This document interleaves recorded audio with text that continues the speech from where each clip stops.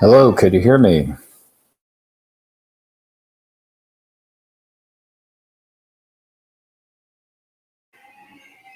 Hello, Neutrino, Justice, Phlebas.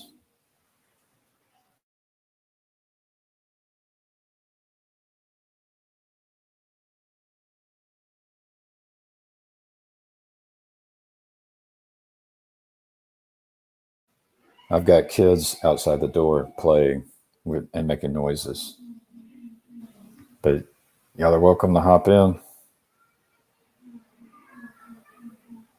For some reason, StreamYard isn't working well today. I was trying to put some background music on, and it doesn't seem to work for me. I don't know if you guys can hear the background music right now.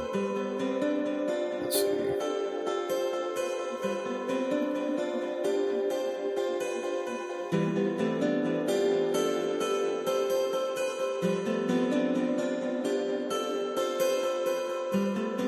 Can y'all hear background music?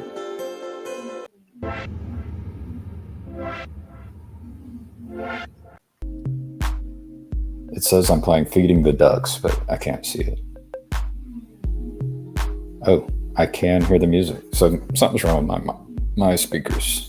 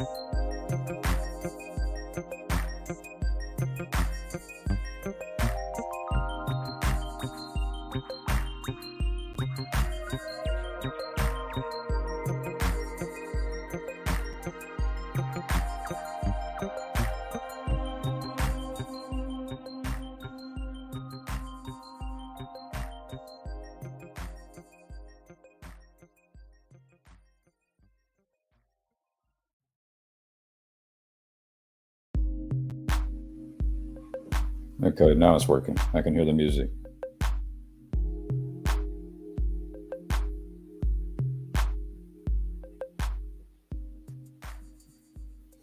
I had to reload the browser.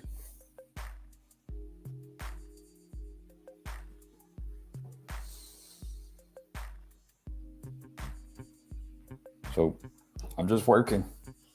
You guys can hop in if you want to.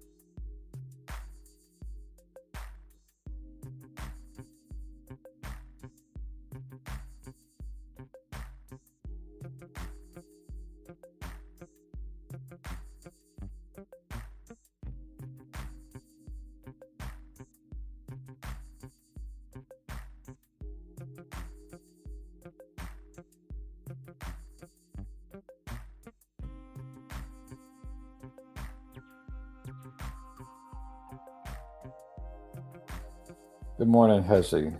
Hezzy, I enjoyed your discussion with Jacob. I think I'm on your side about being concerned about the existing technology and the technology that's coming down the pipes. And Jacob wants to defer to Yosef, and he says, in his mind, he thinks Yosef is an expert, but he hasn't actually had that conversation with Yosef. But I'm actually in the field studying and talking to experts, and so in lieu of Yosef, he could get his information from me, and then Yosef could chime in and explain when I'm wrong and why I'm wrong, because Yosef's pretty busy. But yeah.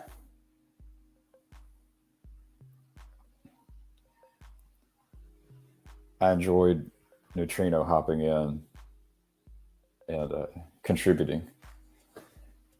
He had very few words, but they seemed like they were helpful. That's pretty good. But y'all are welcome to hop in.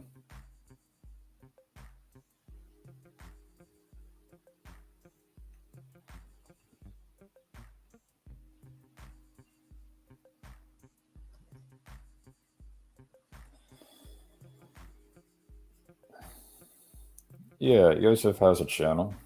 I can share it. Just find Yosef. See if I can find Yosef. I have to go to my subscriptions.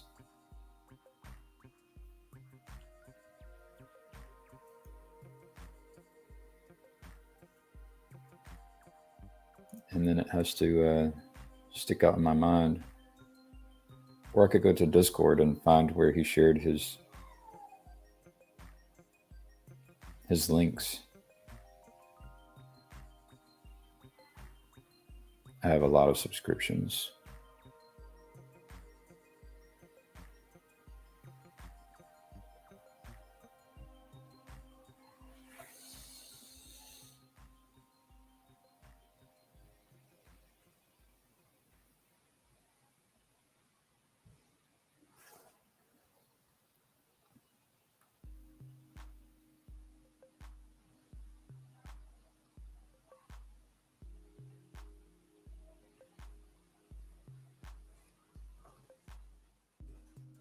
Go to Discord and say from not a rabbi, and then YouTube.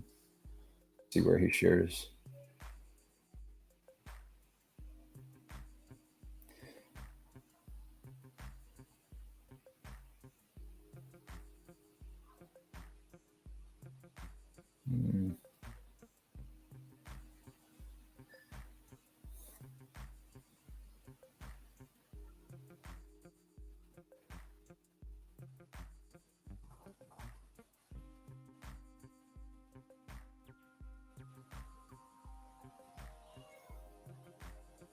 There it is.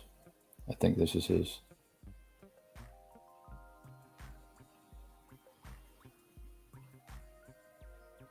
Yeah, this is Yosef. Here's Yosef's channel. If y'all want to give him a subscribe. It would be cool if he recorded himself talking about artificial intelligence, as he's driving around in his car. But that might not be his focus. I mean, I think it's related to his career, but maybe that's not what he wants to talk about. Let's see. Hey, Chad. I was trying to have Jacob look into niche switching that Brett Weinstein talks about. Niche switching. Sounds interesting. That topic doesn't mean much to me, except that perhaps we can get expertise in an area, and then we kind of assume that someone else, that person is somehow an expert in other areas. I've heard of this problem. I don't know if it's called niche switching, but it's when we, give people too much credit when they talk about things they don't know anything about, because they do know a good bit about one thing. Like there's such thing as a watermelon seed expert. Maybe they can't fix your computer. That's what comes to mind about niche switching. Not sure if that's what you meant.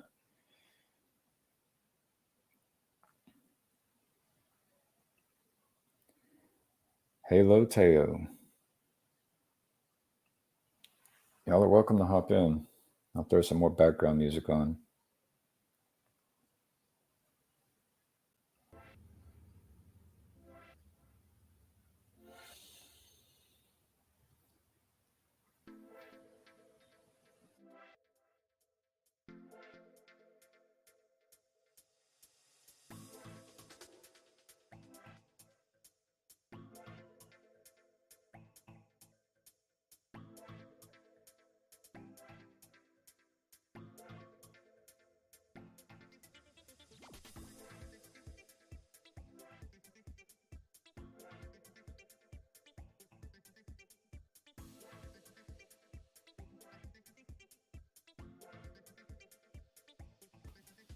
Hey, Gavin. Hello. Hey, Neutrino. I learned your first name the other day. Yeah. I won't call you out. Oh, it'll get confusing which Jacob you're talking about. Yeah, there you go. What you up to today? Trying to save my company, the company that employs me. I'm trying to save them tens and hundreds of thousands of dollars. Sounds like something they'll appreciate. Yeah, I've got a director that's directing me properly.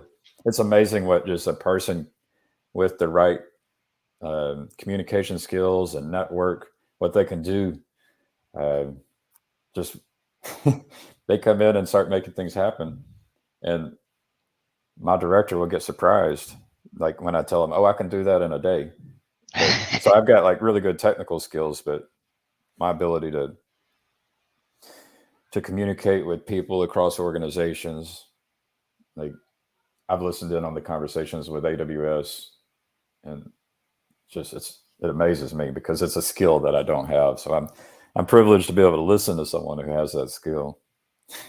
So yeah, we'll probably end up saving tens and hundreds of thousands of dollars is what it's looking like. Yeah, that's with AI being such a drastic shift on the way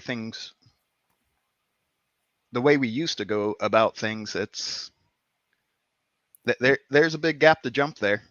Well, this one's not even AI related. It's just, seeing opportunities or knowing about opportunities, right? We all have opportunities we don't even know that we have. True. And so someone who has, seen those opportunities or even knows how to have a conversation with people in order to get them to share the opportunities they know about that we aren't, taking advantage of.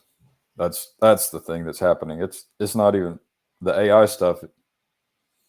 It's moving fast.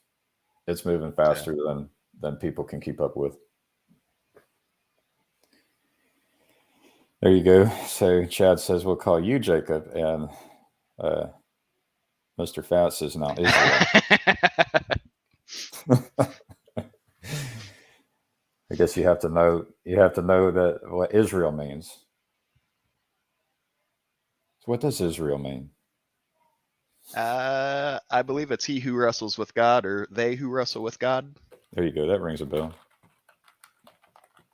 You do some wrestling though, right? I did wrestle in high school. Did you pin God down? There were some I pinned, and there were some that whooped on me pretty good. And yeah.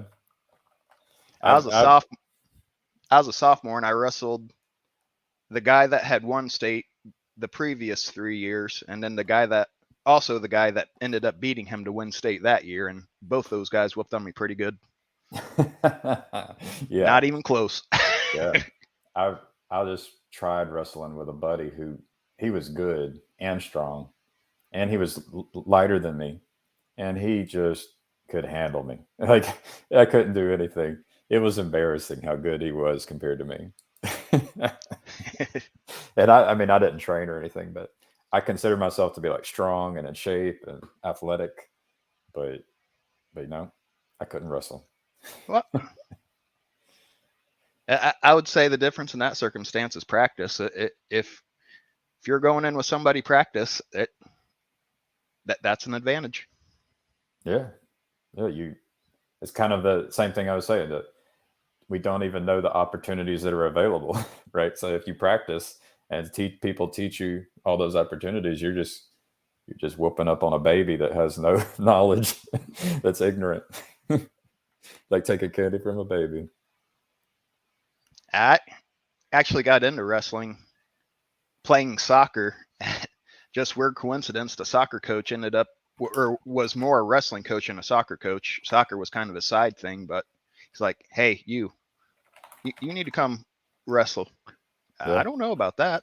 Just do it. Oh, okay. I did a lot of soccer, and then I ended up on my senior year in high school. I kicked football because Okay. my physics teacher was a football coach, and I told him, I said, "Your kickers are terrible," and he's like, "You think you can do better?" I was like, "I know I can do better." So then he motivated me, encouraged me, or called my bluff or something like that. Hey. It was pretty wild though when you're out there. The whole football experience was pretty wild. Yeah. All of a sudden they had someone who could like kick it in the end zone, and it's like it was weird. They had like everyone on the team cheered because it'd been so long since they had someone who could kick it in the end zone. Well, it's a series of little things that make a big difference. Oh yeah, my coach would pull me over. He showed me the statistics. If you can get them to start at the 20-yard line, the chances of them scoring is this. But if they start at the 35, this is the chances of them scoring. He was showing me the probabilities. I was like, that makes sense. Sounds like you had pretty good coach in high school to be breaking it down like that. Oh, he was the coach. Our coach was the highest paid coach in Alabama high school football. Oh, wow. Alabama high school football is pretty big. His name was McCracken. Yeah, he was interesting. He'd go around. He'd eat sunflower seeds, like all shell and everything, and he'd eat bananas, the peel and everything. He was an interesting character. Yeah, of course. Teo says soccer is greater than American football. I won't disagree with you, Teo. Not in America. Oh man. Yeah, and Alabama, where I'm from, that's the religion. College football is like the religion. When you said highest paid high school coach in football in Alabama, it's like that says something, because Alabama takes their football seriously. Yeah, for sure. I think that came up the other day when we were talking about whether you can talk about politics and religion. It's well, sometimes it gets down to, if you have Auburn fans and Alabama fans, the different universities or colleges in Alabama that have a rivalry. It's like, yep. Yeah. For Indiana, it's Purdue and IU. Yeah. Gets a little heated at times, but then somebody from Ohio or Michigan comes in state, and we can gang up on those guys. I remember watching a game one time, and it was halftime, and my team was losing, and I felt depressed. And I realized it was at that time I realized like I was too invested. Like I was too invested, and that's when I really started distancing myself from it. We ended up coming back from three touchdowns and winning, but it's an emotional roller coaster if you're really into it. Oh man, you can get into it, and that's the thing, is like you can get into anything. Yeah. Go-kart racing, duck calling. There's just so many little worlds where you can just get into it. Meanwhile, someone's in a hospital with their child dying right now. There's so many little pockets and bubbles of experience that people just get really invested in. I've only met a few duck hunters, but all of them were hardcore about duck hunting. Seems like that's an activity that you're either all in or you're not. I love going into someone else's world like that and just kind of observing. Like, yeah. And I have family through marriage who duck hunt, and I mean, you're waking up sometimes at 2:30 in the morning, getting on your waders. There's ice on the water. You're getting out in a boat, and there's all these boats with like these black bright lights. And where I go, we'd go up to this bridge, and as soon as it hits, I don't know what time, 4 a.m. or 4:30, that's when the law says you can go. And all of a sudden, it's a race. All these boats are trying to race into the refuge, and it's the middle of the night. Some people it seems like they're only doing it so they can win the race. Like they're into just fast boats. It's dangerous. I know a guy who broke his neck, go riding in a boat, trying to get to a hole. Man, that's just one world, but that world, it's the same. Like it's very similar if you went into like go-kart racing, or there's all these different. It's wild. Soccer, football, all of it. I've conceded my irrational, emotional, existential attachment to the Philadelphia Eagles. It's one of the few things I share with this world anymore.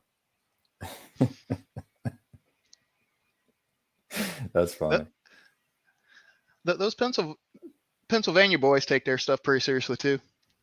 Oh man. Yeah. I mean, but it's the LARP. Like that's when you really know it's a LARP. Grizz will point out that like we're always LARPing. Like the people who put on the suit and stand up in front of the cameras, they're LARPing. The uniform is all LARP. Yeah. So, but some people don't know they're LARPing to take it seriously. Like when you're actually like caught up in the game, that football game, it's like you don't realize it's a LARP. Well, in some ways, the facade drops, and you're too in the moment to LARP the way you normally do.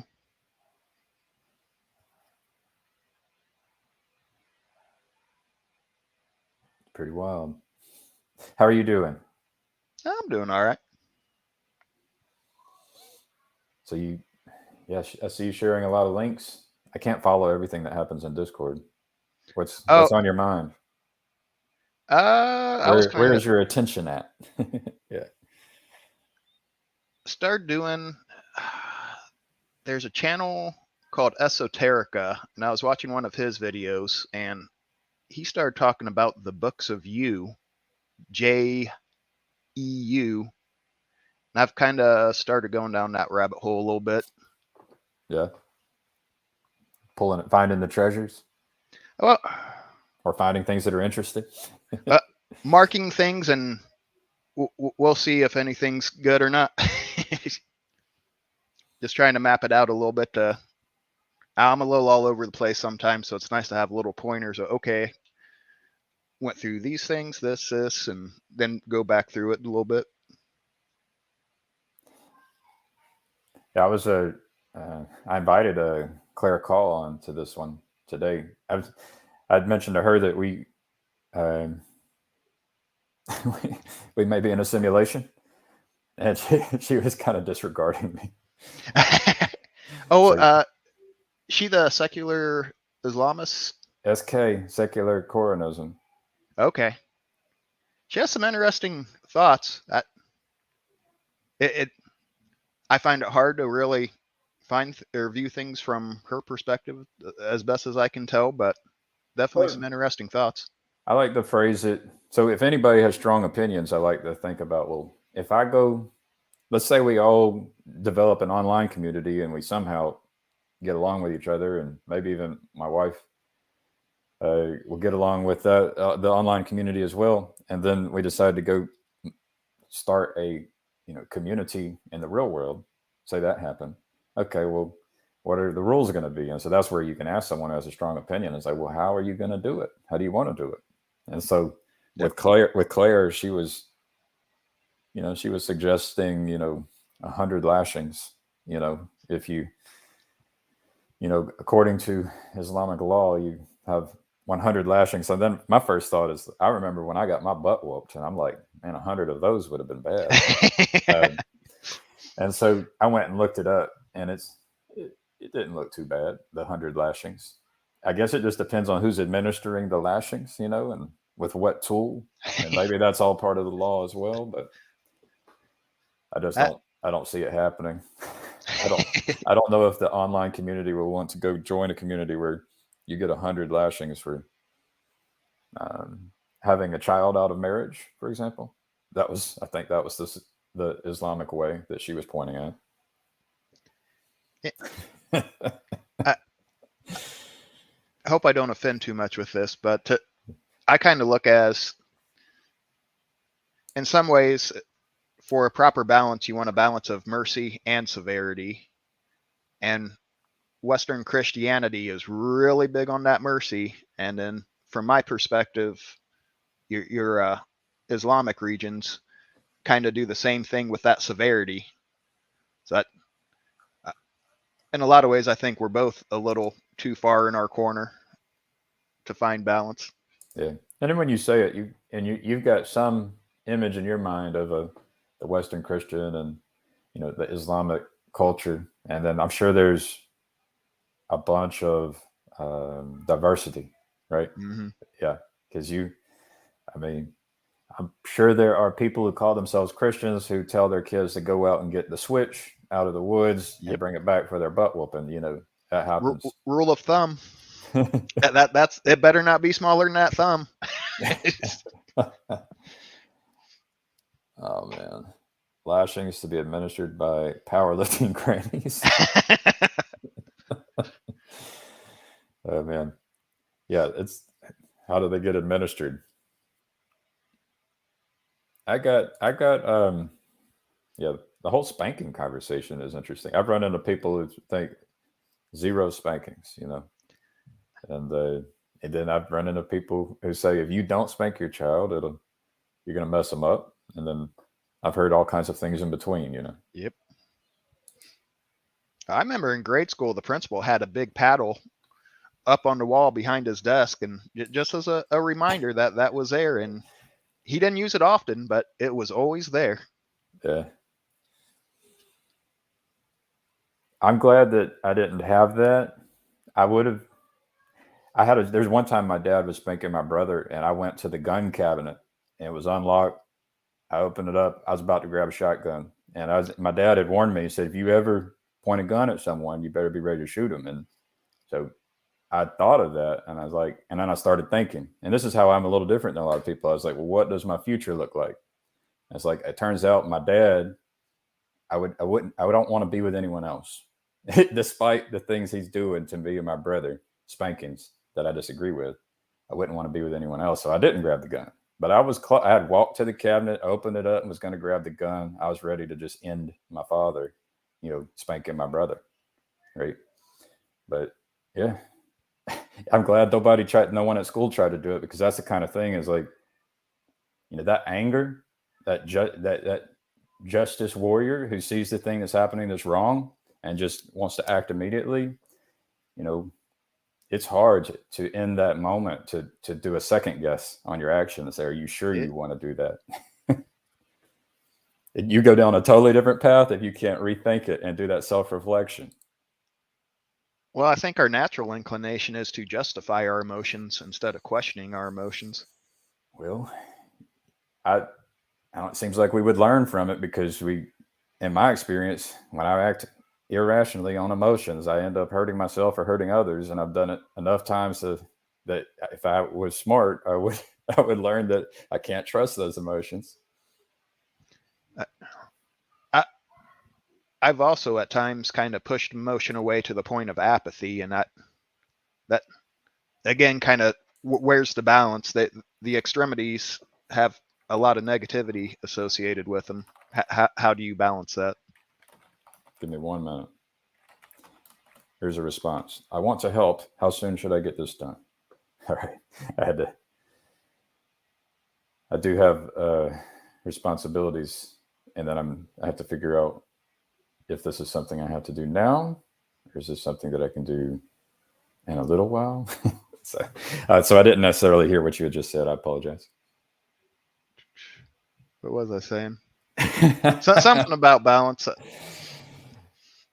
Well, I know we were talking about the emotions and the irrational emotions. And I said something about if you shut off all those emotions, because you don't trust them. I've made that mistake before, and it kind of put me in a very apathetic, not fun, kind of dark place.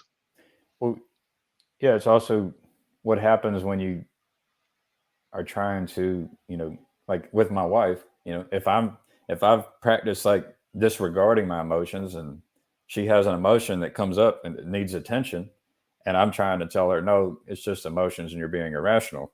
Like that doesn't play out very well, Yep. And so definitely have to practice that empathy, sympathy. Yeah. Meet people where they're at.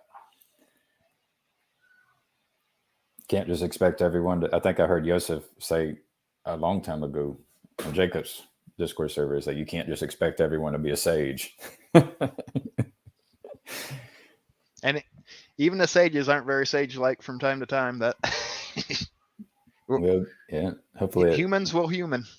It happens. I used a somewhat modified peaceful parenting raising my daughter. She's 18. I spanked her 3 times, but after the age of 7, I changed my mind and stopped using spankings altogether. Her age of 7, not mine. I've noticed that different kids, different children respond differently to different kinds of responses, right? And so, yeah, some children you can just sit them down and talk to them, and they will start crying and feel very bad. That doesn't work with some children. On my computer, I still have a busted USB port because nephew was around it, and I can't remember how old he was. He was 4 or 5, I want to say, but he just kept on messing with it, and I'm, hey man, go away, stop, not that. But he was bound and determined, and the more I tried to get him away, the more motivated he became to stick that key he had in his hand in that USB port and twist it. I understand that. Yeah, so then there's the, how do you respond to that individual? Exactly. So, well, I didn't want to beat my brother's boy, so I just let him break it. Because that's what it was going to take to stop him. It's like, okay, that's where we're at. Well, the thing is, that's the whole thing about what opportunities are available. There's probably an infinite number of opportunities for you to respond in different ways, redirecting attention or, whatever. And it's just how many tools in your arsenal. So it's that's why it's nice to have help. Maybe someone else has an idea for how to deal with a situation that just doesn't occur to you, right? Yeah, he's a funny kid. He's probably around 10 now, and he's gotten into space rockets and must be getting on some weird stuff in YouTube, because he was talking to me about Lagrange points and some stuff that it's like, how do you even know about this stuff? That's nice. Yeah, it's all about. I mean, I think it's about content. I do worry about like handing a device out to a kid and letting them explore the internet unrestricted. There is a tool called Tube Archivist, and that seemed like a good like if you were in a tribe, and so say there's the maybe the Anabaptists, and some of them are more, there's diversity among them, or maybe I'm using the wrong word, but some will use devices, but maybe it has a program to lock it down. And now correct me if I'm wrong. I watched some documentaries on, you've got the religious folk who don't use cars, and then you've got variations of that where people say, oh, we will use cars, but we won't use the internet, or something, so then you've got all these different rules that can be developed within a community. So I watched a community where they actually used cars, but they didn't have a television, for example. Okay. Yeah. but my point is, like, you could have a community where you could use something like Tube Archivist and say, and you curate content from YouTube to say, oh, this is good, and this software lets you download it, and then you could like connect it to a television with a Plex server, and that way, or connect it to an iPad, and so then you really restrict the content. So then you're all of a sudden your kids might be learning about Lagrange points, right? Mm-hmm. You know, if they really find it interesting, you go try to help find the right content that you then make available instead of allowing them to just go explore and have the algorithm serve them up something. Some sort of guardrail, it sounds like, to kind of keep them on path. Yeah. I think we're going to have something like that at some point, if we're not already at that point. Well, I think the parents, I would say it's important that parents try to pay attention to the content being consumed by their children. And I say that and knowing that I could do better.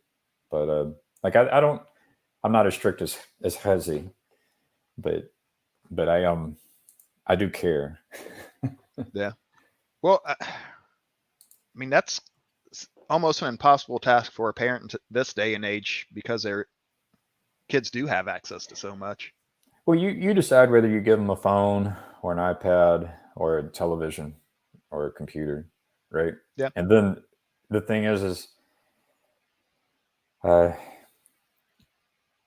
as a community, like maybe Christian or religious companies, for example, could offer services for, and this is one of the ideas I've had for starting a business, is I could go to all the old people and all the parents, and I can say, hey, I'm going to be a system administrator for your devices. And you really get into this business of trying to protect, you know, old people from getting scammed, or young people from, you know, being preyed upon, or, you know, and so you could really figure out the right software, the right automation to configure each person's device. And this is what they're talking about with the tunes for the large language models. It's like we really do need to be able to tune the device that's in the screen that's in front of the person. Like, so when Hezi was talking about the different levels, you know, and you meet a person where they're at, well, that's that device. That device ideally should be meeting the person where they're at. And it's different for each person, ideally, but. And that's kind of going back, the Amish around here. I'm not too familiar with their structure, but my understanding is it's the elders of that group that kind of, like you said, curate their interaction with the more modern. And when I say world. Amish, is that what an Anabaptist is? I think Amish falls under the umbrella of Anabaptists, and the Anabaptists includes Mennonites and all types of multiple denominations. Amish, I can't really break it down. Can't parse that all very well, but that's my understanding. Yeah, there's a YouTube channel that's pretty cool, where he goes around to different communities and kind of immerses himself in those communities. I think it's like Sorelli, maybe an Italian name. I'm not sure. But yeah, he's got one where he goes and visits the Amish, and he's got another one where he goes and visits like a Jewish community in the state of New York, I think. But yeah, that's where I got introduced to this. I guess it was an Anabaptist type people, and he was a singer. He had a YouTube channel, but he had like rules for how they use their phone and how they use the internet. I can't remember what I was watching. I think it was somebody around here, but they had an old advertisement for a typewriter, and it was advertised for the simple people, but it was in reference to some sort of Anabaptist, and it was a bordering computer typewriter, but it was built and designed by somebody in the Anabaptist community, so it didn't have internet access to the World Wide Web, but you could, I think, have peer-to-peer communication or more ad hoc communication. The What's that? I missed the context of that. So there's an ad hoc peer-to-peer networking, and that's in the context of what? A typewriter that A typewriter. Yeah, some sort of Amish or Anabaptist community was using. Yeah, I like that tech. I think there's actually a Wi-Fi router that you can buy that will, if everyone had this Wi-Fi router, for example, that could create an ad hoc network that doesn't depend on, you could basically have a website served on a server within an ad hoc network, and you could access it without depending on the United States government, right? So yep. I think the United States government controls the backbone of the internet, or I think there's a couple of backbones. But... the internet was started as a ARPANET, which part of DARPA. Yeah, I'm not an expert on it, but I know an expert. He works with NASA, and he got to actually meet with a guy who invented the TCP/IP, helped invent TCP/IP. Oh, wow. He's in deep, and there's how Michael Sartori talks about, and Temple Grandin's talking about, like, the people with gray hair and the trade schools, and the lack of trade schools and the need for knowledge transfer. Well, it's happening in NASA as well, where there are people with gray hair who are aware of, like, older protocols and have older knowledge, and they have to make sure that they're transferring knowledge to the younger generation, right? So they're not losing that knowledge. They bring them in on the meetings and bring them in to review my buddy's working on the internet for the moon and the internet for Mars. And so you need special protocols to be able to do that. And it's all public, they're not hiding any of that. But yeah, they're already working on the internet for the moon and for Mars. I'll have to look into that. That sounds pretty interesting. Yeah. Yeah, there's all kinds of rabbit holes. TCP/IP is a game changer. In my area, even the guys in buggies will use the internet for business. Business justifies almost tech. That sounds about right. And Justice says we need a content filter hive mind on the Discord. Content filter hive mind. Let's see. Gray hairs are... They're already fired. They're not fired in the ones that where you need to be aware of, like, a tradition, like the tradition of the internet is I think in, like, missile defense and government, there's a lot of old systems where you need gray haired people. I think we're kind of in a weird time just because the baby boomer generation was so big that they kind of dominated everything. And now that a lot of them are retiring, I'm not faulting the baby boomers for this, but all of a sudden there was no real need to transfer any of that information. It was easier, more efficient to just go with the baby boomers that already know all this stuff. But now that they're retiring, we're like, oh, wait, do we have enough people to do these things that we need? Yeah. Well, we need some people who know. You ever heard of what was the author's name? Hal and something else, but had the book The Fourth Turning. I have not. Where kind of it looked at society in one turning is 20 to 25 years, which would be a generation, and at every 4 generations, things get weird and rocky on a social level. That's interesting. Yeah, I remember when we did the Iraq War, I thought I could solve every problem. And so I was thinking, well, how would you actually accomplish the goal of what was happening in Iraq? And what I had arrived at was, it's going to take 30 years and you're going to want to make sure that the people there have access to the basic necessities. And then you'll have a generation of people die off, and you won't. And then you also will protect yourself from being harmed by those who just want to put food on their table, right? So Yeah. that's kind of what I'd arrived at back when I tried to solve that problem as a a teenager. So one of my young 20s, maybe. They figured it out.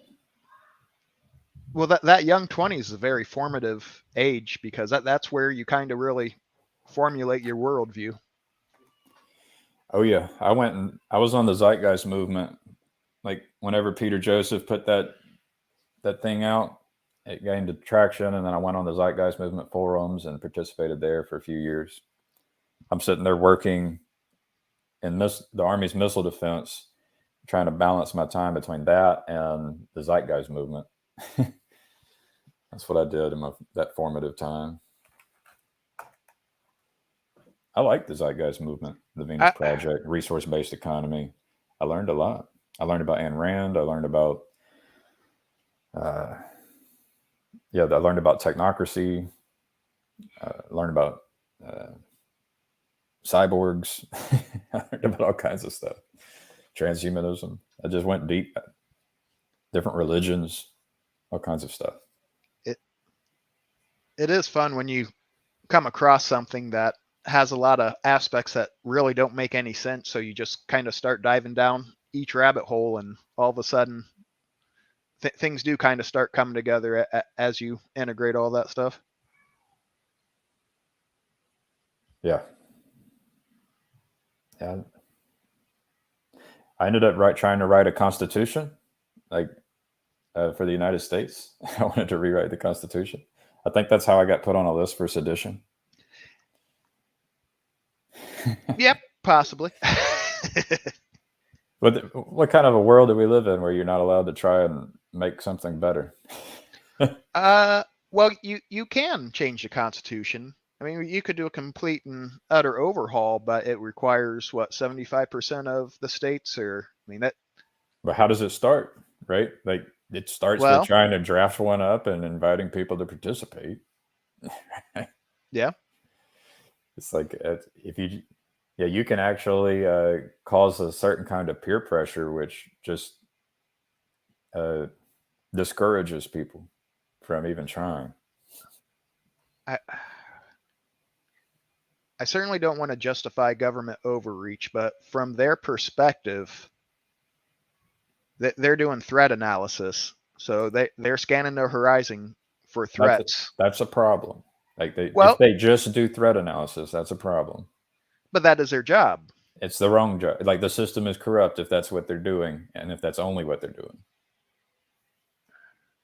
Like a better system is where you're looking for threats and you're looking for opportunities. You need to be doing both.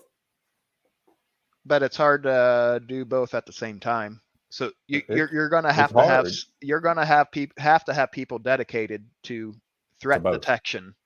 But you need to have people dedicated to both, and you have to be able to allow both of those silos to be able to collaborate and cooperate as well.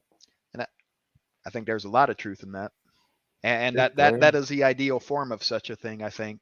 But if your job is threat detection, so you're spending all your days looking for stuff that's kind of nasty and has a potential to hurt you, that you tend to embody that at some point in time.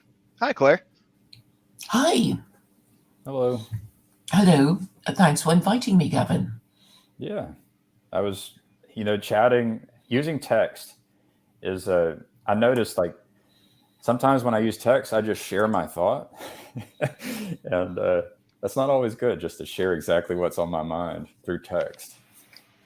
Well, I think we understood each other a bit better now, because I think if you compose your thoughts in sentences that can be read, you think a bit more carefully about things, don't you?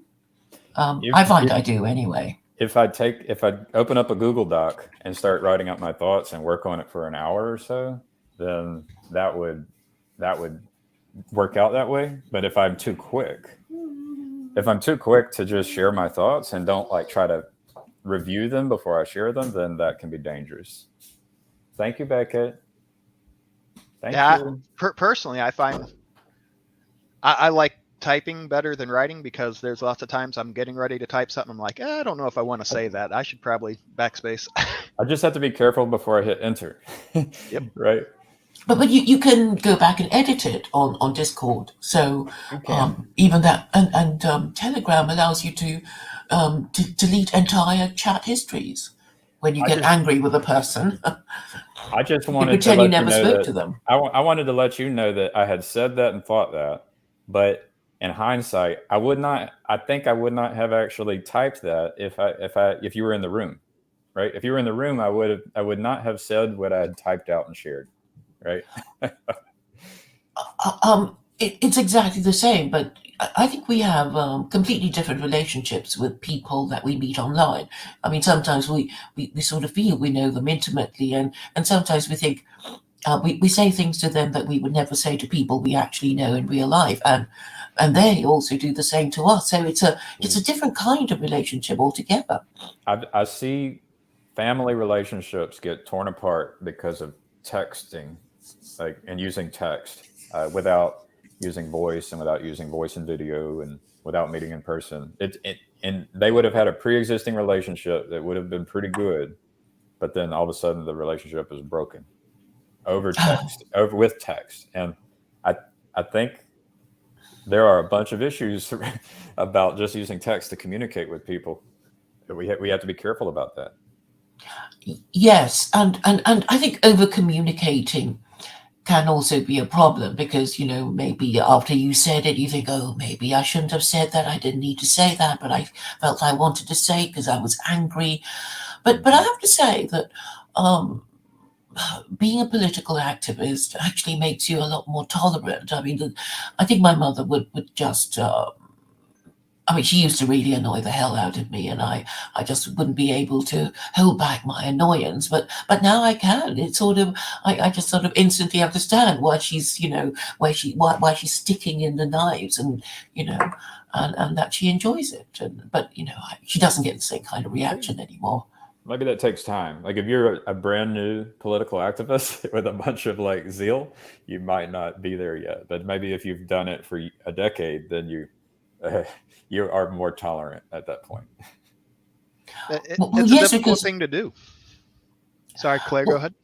Yeah, I was just saying you do kind of have to take a step backwards and in a way predict how they're gonna be offensive and what they're gonna accuse you of if you say theirs, and and then it becomes water off a duck's back. So in a way I'm grateful to people who have been so intractable and malicious, even deliberately pretending you never that they don't understand what you're saying, which is something my mother does a lot, or just sort of forgetting entire conversations, so you have to start again to make your point.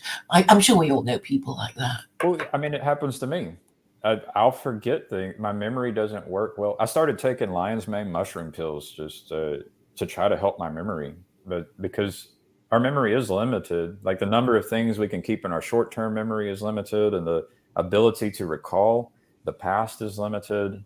So there's people better at it than me, and I'm better at it than other people. Right. So I try to be a little forgiving about it.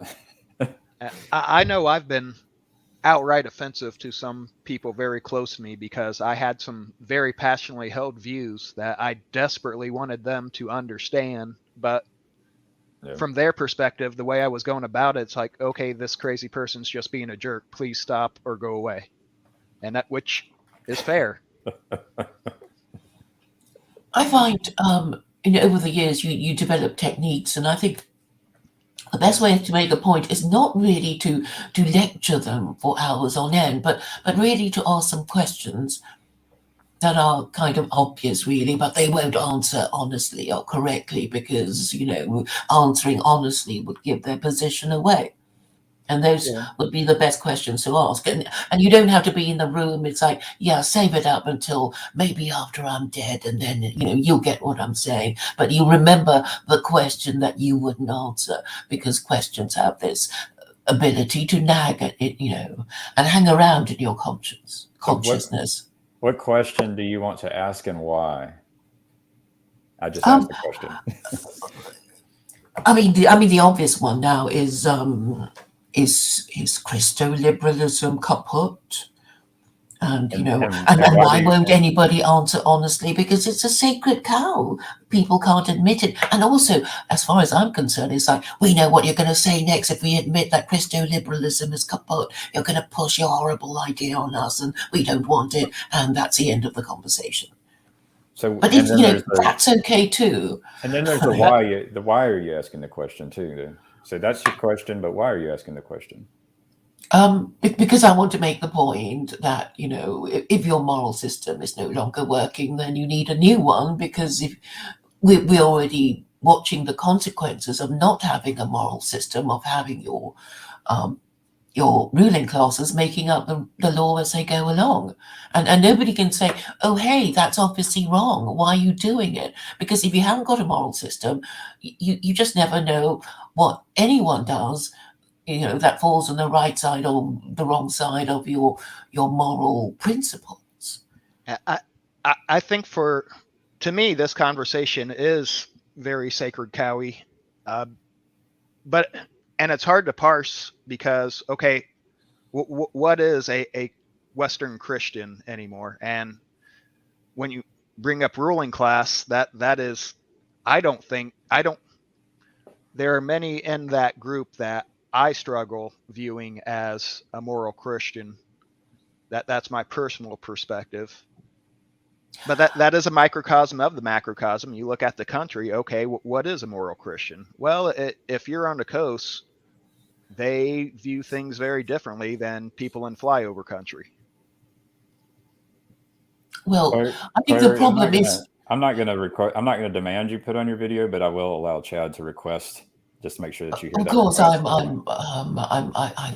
prefer not to, but you know who I am. You're not, in doubt about me impersonating. I recognize your voice. Thank you.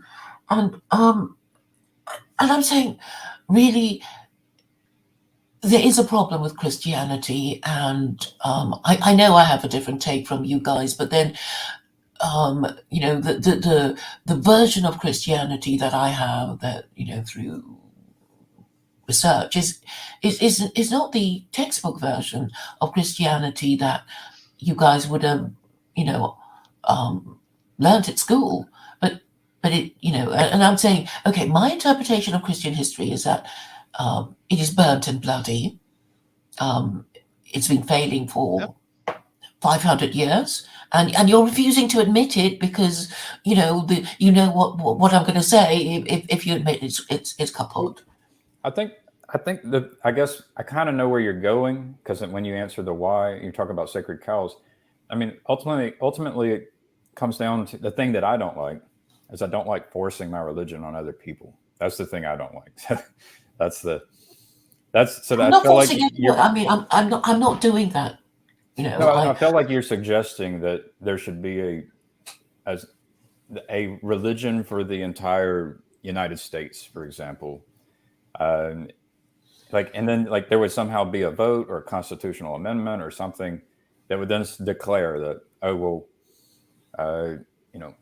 secular Quranism should be the official religion of the United States, and that's what you. And then once you do that, there's a percentage of the population are now under this law that they don't agree with. And so it's imposing. But it's no different to now. We all live under this regime whose laws we profoundly do not agree with. Right. This is, what you fear is already here. So I disagree with federalism. I think that Abraham Lincoln and the Civil War was a mistake, because we still have slavery. We never actually ended slavery.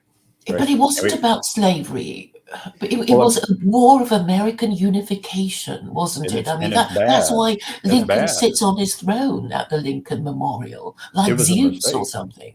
It was actually a mistake. So, but it allowed you to win the Spanish-American War and declare wasp supremacy. But should I care?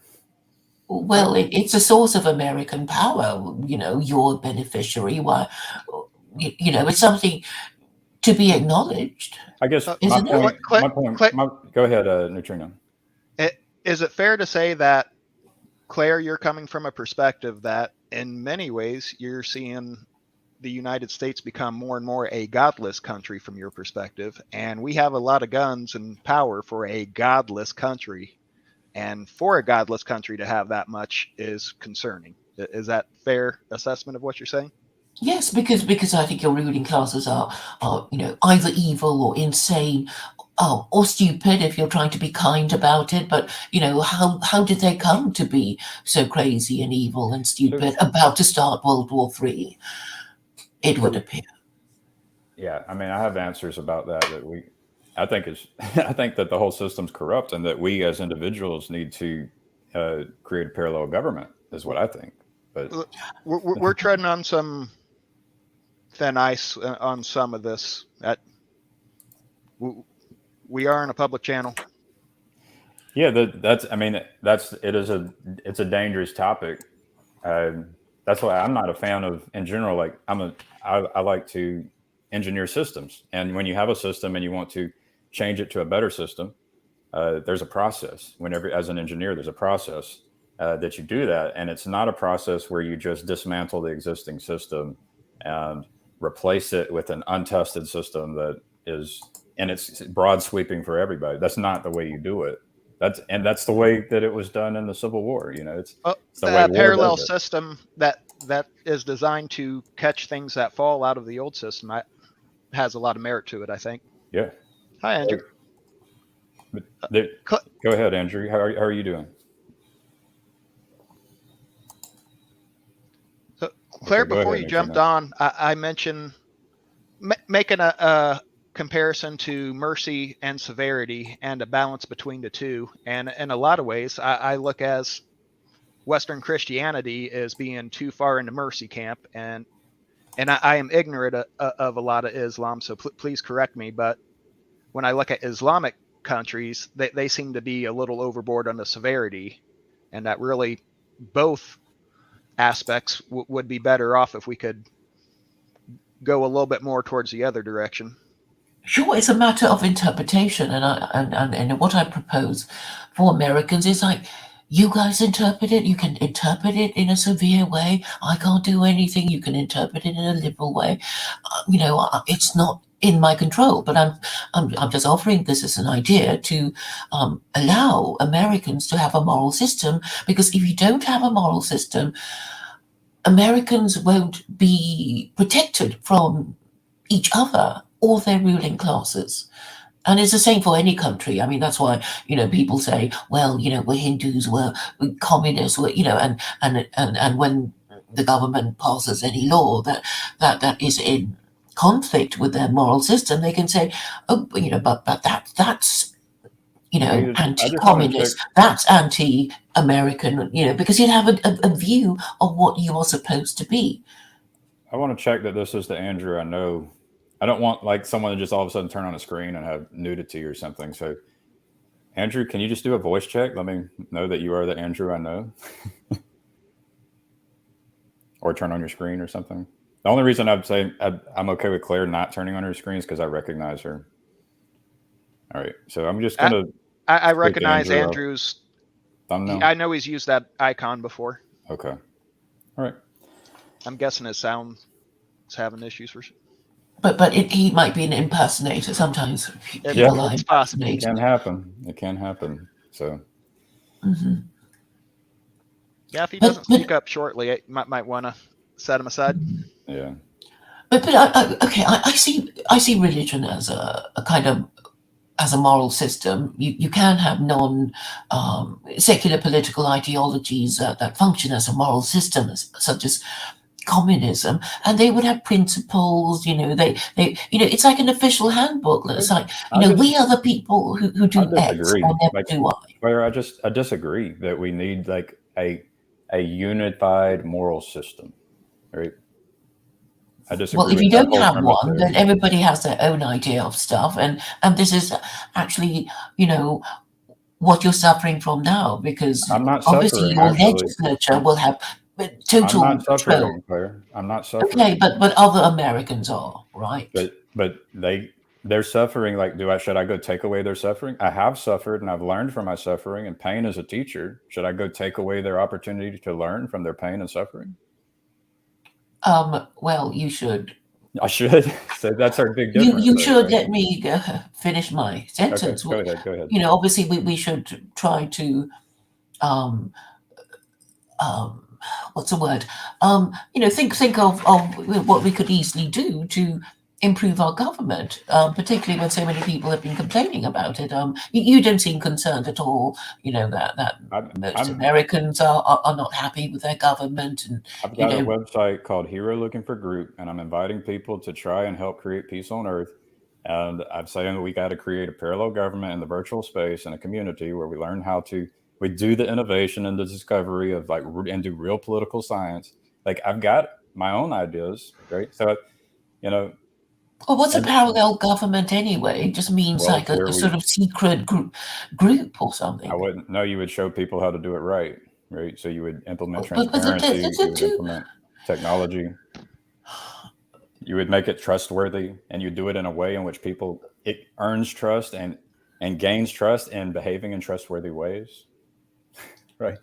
So, but I mean, for example, in 2024, are you going to vote Trump? I mean, do you have a view of his, indictment? For all I know, I could, in my mind, and this is where people will say I'm delusional. In my mind, I could be president of the United States in 2024. Right. So it's not out of the question for me that could happen. So I know that sounds a theoretical possibility, but why would we consider, remote possibilities when there are more urgent questions to be decided about, whether you're going to be voting? Well, who you could be voting for next year? I might vote for myself for president. I have a YouTube channel called Write in Gavin Palmer, and I'm eligible. So I might do that. So you're not really a serious person. You're just here to waste people's time talking about stuff that will never happen. I'm not sure that's entirely fair, Claire, but I do have a question for you. Are you familiar with Protestants in America? Well, yes, I'm aware that America is a Protestant country. What does Protestant mean to you, if you don't mind me asking? Protesting against the Catholic Church. If you want to sum it up in as few words as possible, I would say that's a pretty good explanation, but in a lot of ways, it's a catch-all. If you're into the Jesus stuff and you're not Catholic, you're not Eastern Orthodox, you're automatically Protestant. Okay, guys. Hi, Jacob. Are you unaware that she's making fun of you when she says you're not a serious person who's trying to do real things? We were having a really good conversation. Sure I am aware. That's why I jumped in when she said it. Yeah. Claire, either turn on your camera you're just doing your drama queen shit again, Claire. Right? You're just doing your drama. Okay. See, this is the problem with Claire. She's not a serious person in that. I would disagree with that too, Jacob. She has a modus operandi, and she is doing things in certain ways. Well, the thing is, I'm glad that I have a chance to talk. I mean, maybe I should have put her in the background earlier. But yeah, I mean, we can always ask ourselves how serious we are, and I've been doing that for over a decade, and I think I've produced more good in the world than Claire has, right? I mean, I'm raising children. That's not hard to say. Well, I mean, it's actually, but it's a very relevant point to try and look at the fruit of what you're doing. And so that's what we should all ask ourselves. And we can all ask ourselves, can we be more serious, or should we be more serious? Okay. And how could we do that? But Gavin, do you realize that when she asked that question, it was exactly because she realizes that she herself is a caricature? I don't know. I think that we can all be delusion. We can all have delusions. So I don't know if she has a delusion, or if because I know I have delusions, and I don't know if this is one or if she's being paid. I don't know. Well, this is the problem with this is the problem with the fact that we're on an internet with large numbers of people who are pseudo-anonymous or, like Claire, just inscrutable. Well, she's not pseudo-anonymous, though, right? Yeah, exactly. That's why I picked out. I mean, we know who she is. She lives in London. She is a personality. She's a personality who has been in the news for at least a decade. And Right. so whether she's a postmodern artist or something else, you have to have enough respect for her not to write her off as simply stupid and delusional, which is what almost everybody does. Nah, she's not. She has some craft work to her.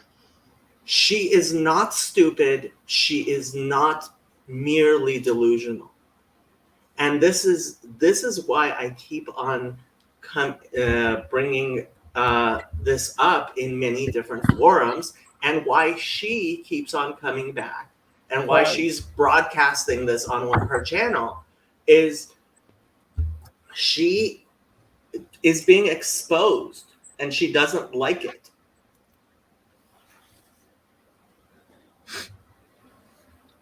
Yeah. Well, I'm actually interested in peace on Earth.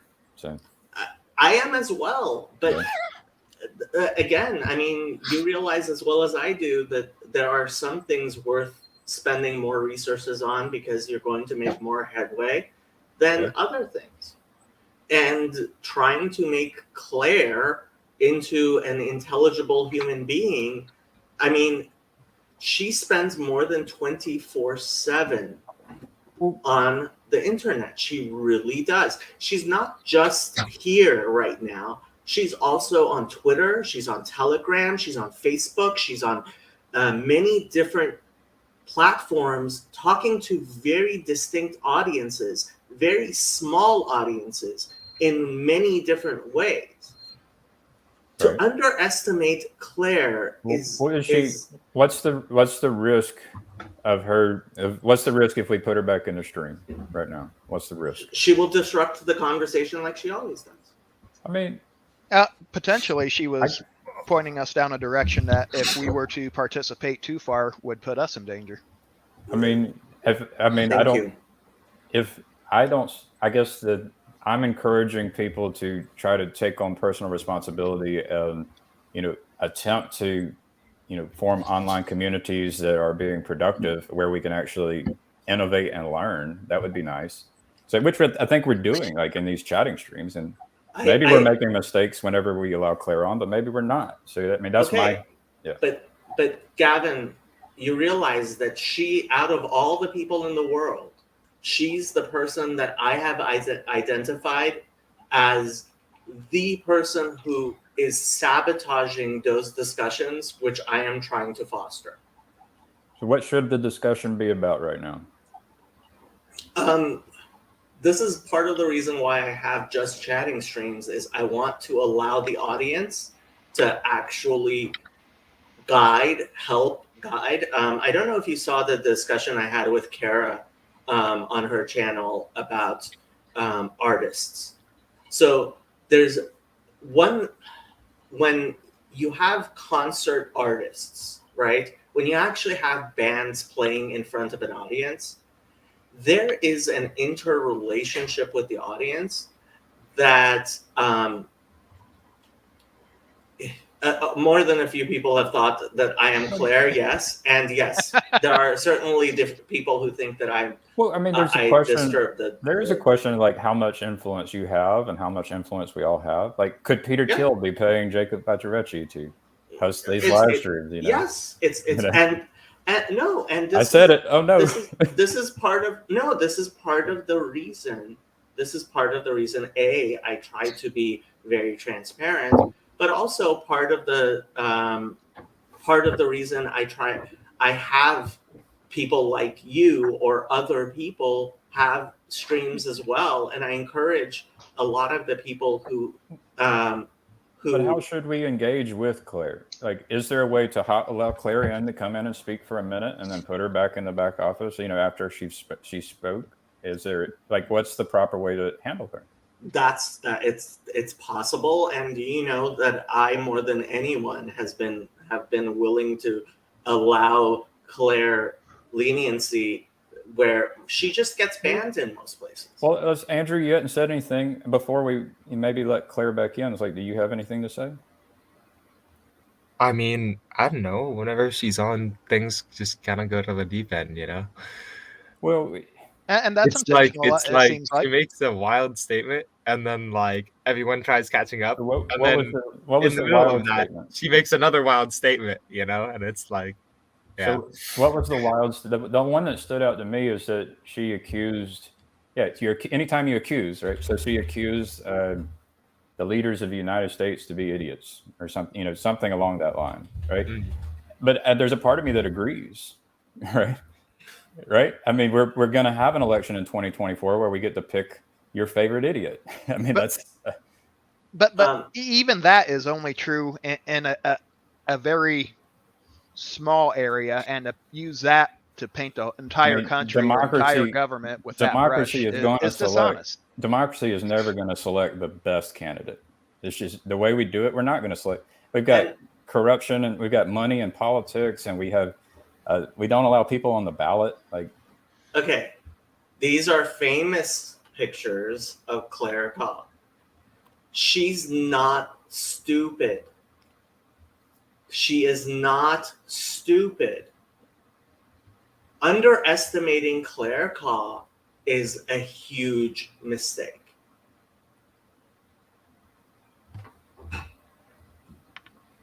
You don't end up being on newspapers with your pictures with famous politicians and with pictures of you with neo-Nazis and guns in the UK. And I have to point out, despite all of this, she still has not been disbarred, and she's not been charged with anything in the UK.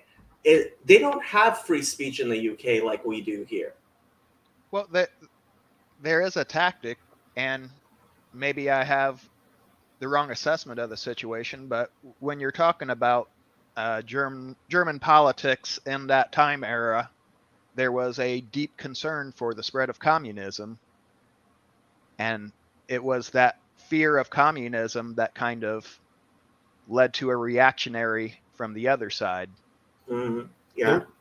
Which, I'm not sure how what point you're trying to make, though. Well, she seemed to me to be overemphasizing the decline of the West and the disintegration of the liberal order to inspire fear in order to bring a reactionary response. Yes. So I definitely think this is part of what she does, is she is in fact trying to inspire a reactionary.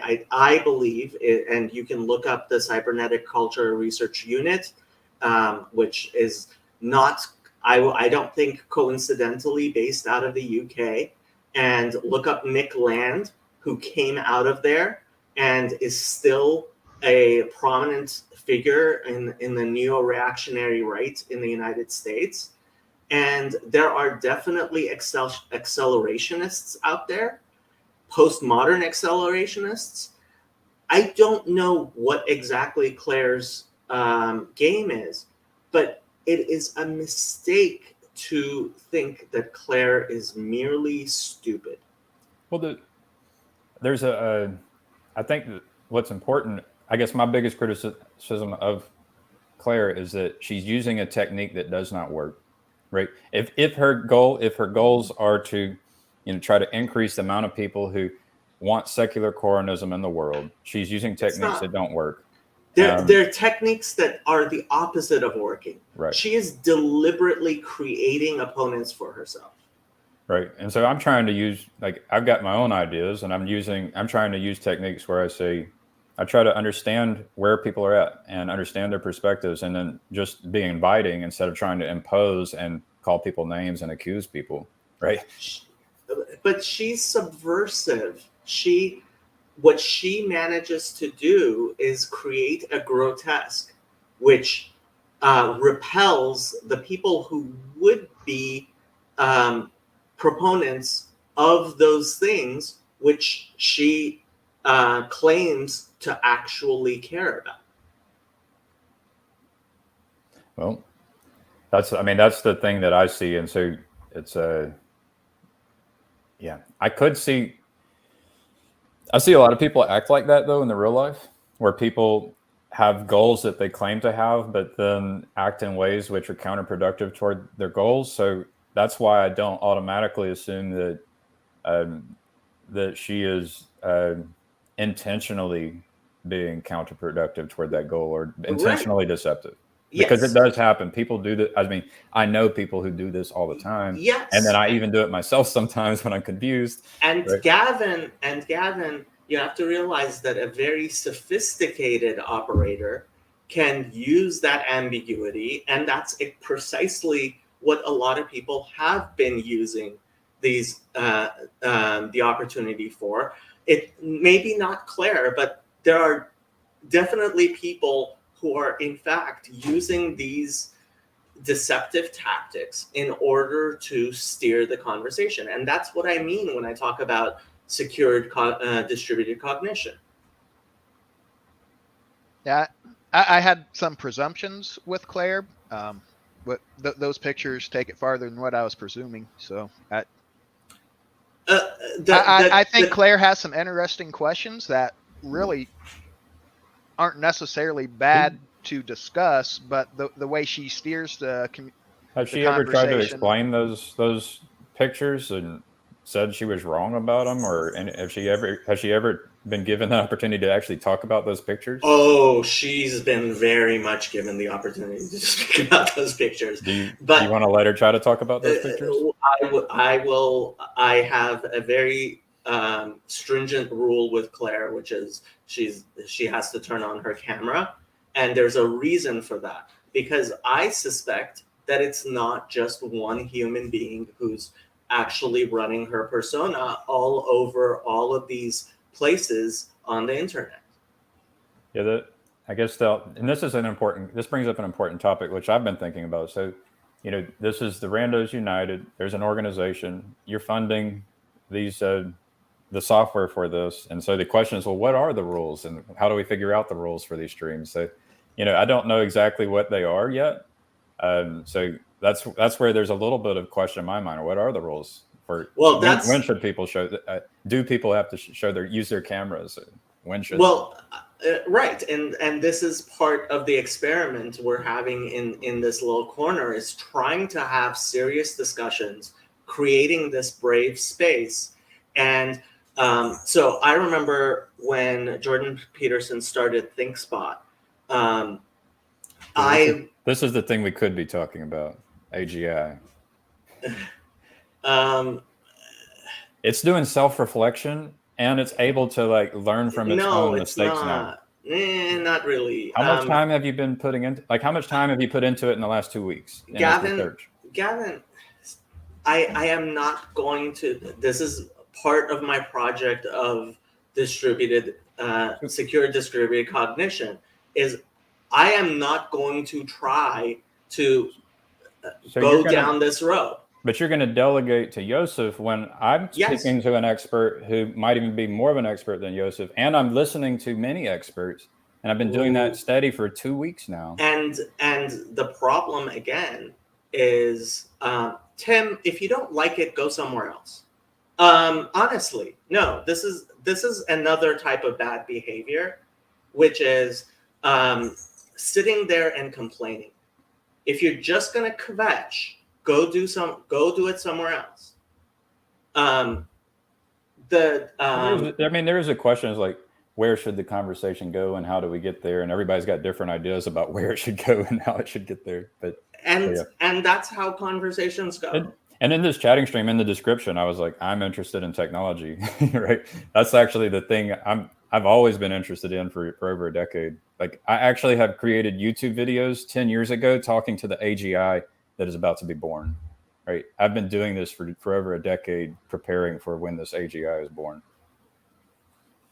So, like, that's how serious I take this.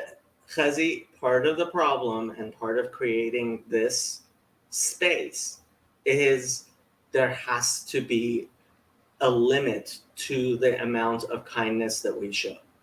There has to be, because it's not like there are not other places operating with that level of kindness everybody seems to be advocating for.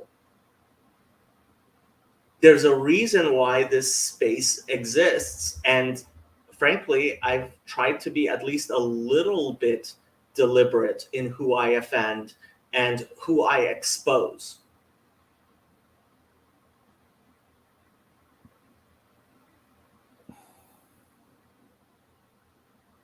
Well, that's an issue. I think that's pretty fair. Like, yeah, I don't. Yeah, the question would be, I guess, if to point at the Marylander is, where should the conversation go? Right? Everybody's got a different idea about where the conversation should go and how you would encourage it to go that way. But Tim doesn't. Tim doesn't. So this is the thing. Why I didn't respond to him last time he came on was because if all you have is complaints, I have to ask you, and this is why I got into possibly, and it's possibly my fault, I got into a fight with Kara, and I completely admit that I am taking this a little bit farther than a lot of people do, and I may be wrong about that. But the fact is, what we've been doing until now has not been working in other spaces. There's a reason why Just Chatting streams took off on my channel and not on other channels. And there are other channels trying it, and I've been encouraging other people to try it.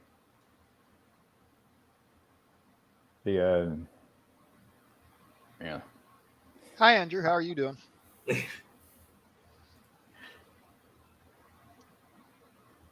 Muted. Finding that unmute button. Jacob, I am wondering. So every time someone says something, and you said it in your last streaming, is can you? It's muted on your side, Andrew. We can't unmute you. When you criticize someone, you should treat it like it's a criticism toward yourself. So when you're talking about people complaining, it's like, how often are you complaining, right? Mm-hmm. So, then what is it when you're not complaining? People are constantly telling me I'm complaining.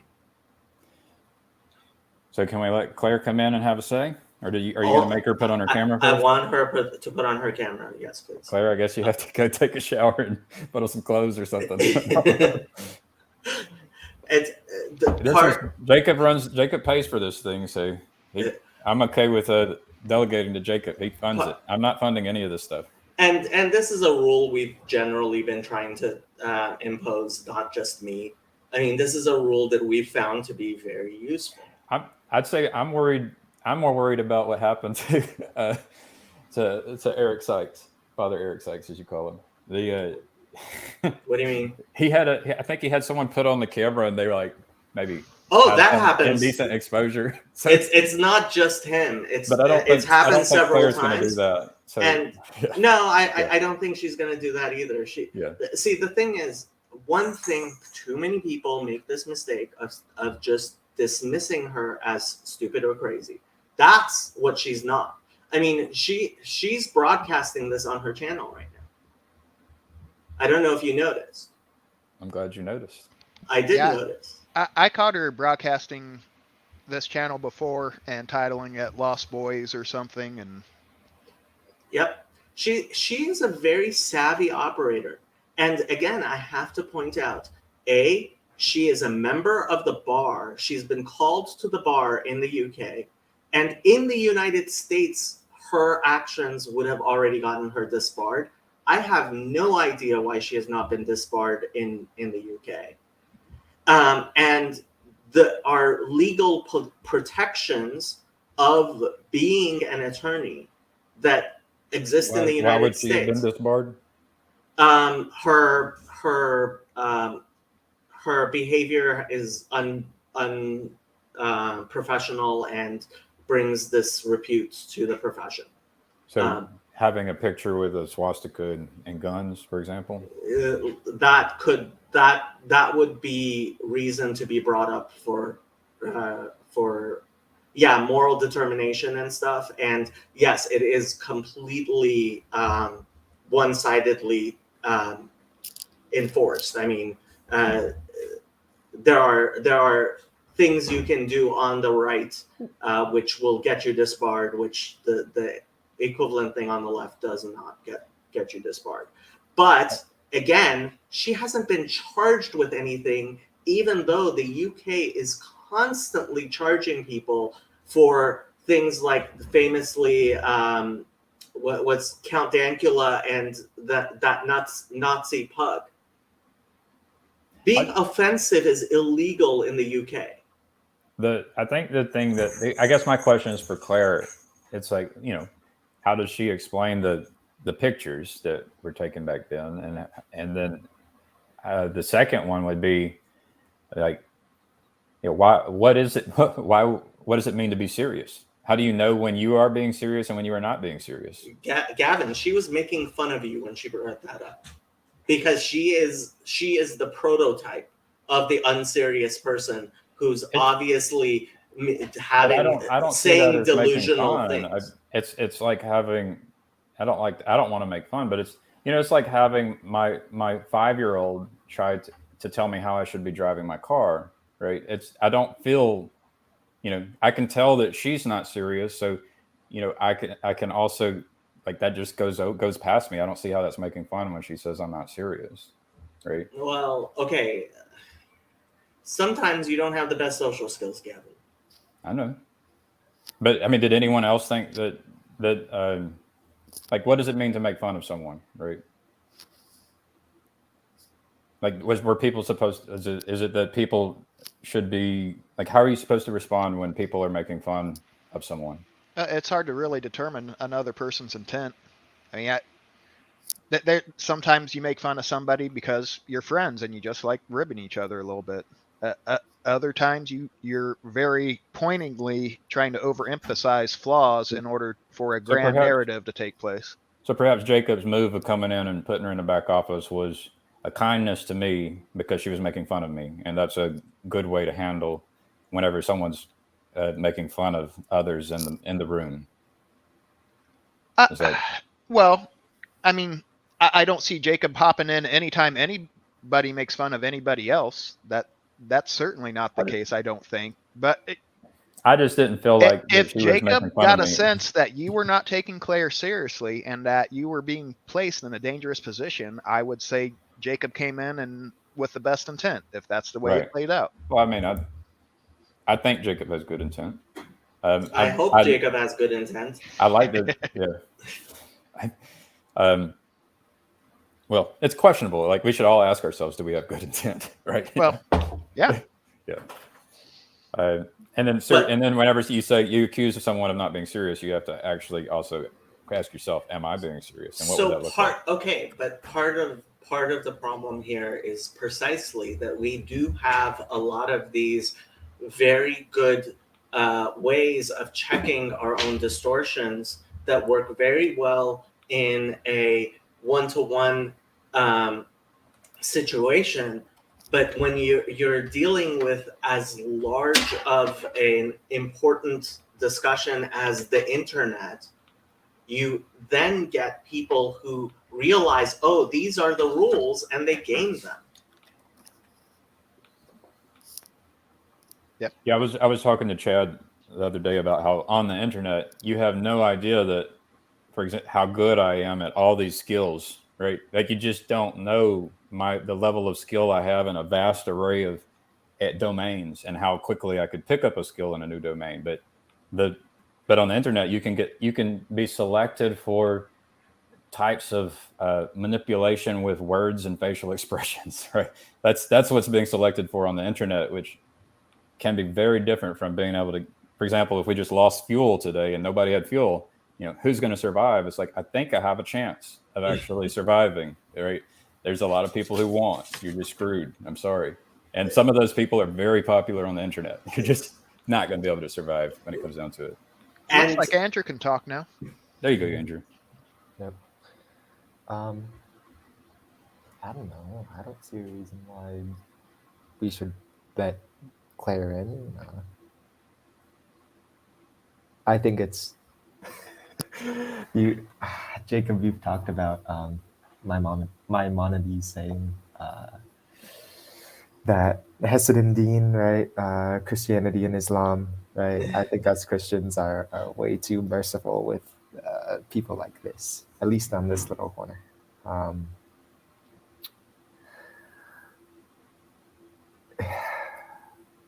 Yeah, that's my 2 cents. And then little point of order, I don't know.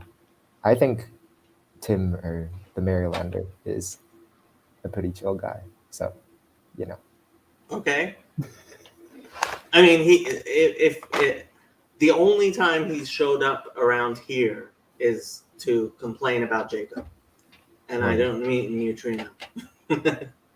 Well, he might be trying to point at, there's a question of, so Jacob, you have a level of skill, social skill that I don't have. It's better than mine. Your YouTube channel will get more subscribers. There's things like that happen. And then, so there can just be a calling and the question of, well, what exactly are we doing here, and how does it relate to real life? And so I think he wants to point at that too. And underneath all that is the question was like, how are we supposed to organize on the internet in competent ways? Because we actually can't arm wrestle over it or anything like that. How are we supposed to do that? And I think that's kind of the question that is important to him. And we haven't figured it out. And so there's a calling into question. It's like, should Jacob be at the top of this, this hierarchy? Or no? Yeah. but you are acting in ways in which you have a lot of influence, right? And so I think people will feel put off because they would sense that, elsewhere you wouldn't be at the top of a hierarchy, but here with your social skills, and some, public relations knowledge, things like that, you can end up in influential positions, right? Well, this is part of the reason why I very deliberately tried to have multiple fora, right? And honestly, one of the reasons that I withdrew from the Bridges of Meaning, right? I'm not trying to stop anybody else from doing their thing, right? Nate and I obviously don't get along very well, but I don't go around trying to sabotage his efforts.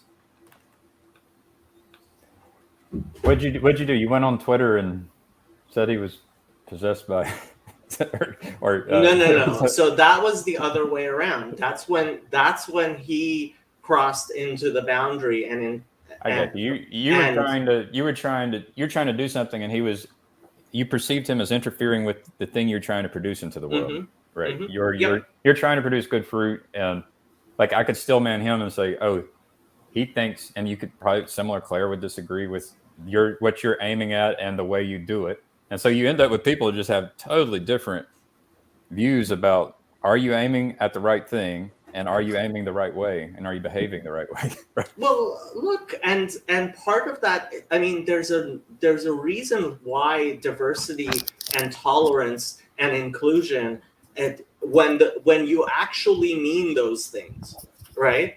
Those things actually help.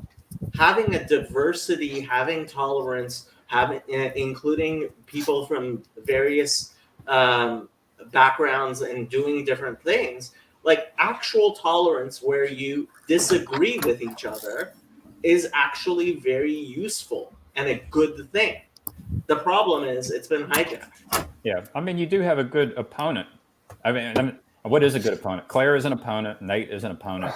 How do we facilitate this opponent processing properly? And maybe it includes sticking people in the background and then bringing them up, and a moderator or things like that.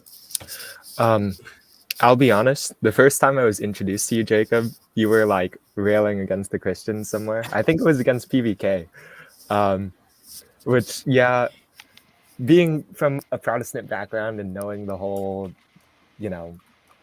what it gets right and what it gets wrong, I could understand. And the reason why I wasn't immediately put off by this guy on the internet who I've never seen before, talking against PBK, who I think is fulfilling an important role on the internet, is that it seemed like you were starting a conversation. You were saying, here are my points, here's my criticisms, and I'll let anyone respond. And you were making a space for people to respond too. You were setting up these just chatting streams and everything. I don't see that with Claire at all. And I'll be honest, I've kind of seen it with Tim, which I think is important. I don't know. Tolerance with a purpose. That's what I say. We can't just let... What I believe in is dialogue, right? Like, if we talk about these high in the pie concepts of tolerance and whatnot, and then we let these people on, and then they keep just talking and talking and talking and talking, and the only way we're getting through the conversation is thinking about tolerance, we're not getting anywhere. Like, it's... But you can have a time limit.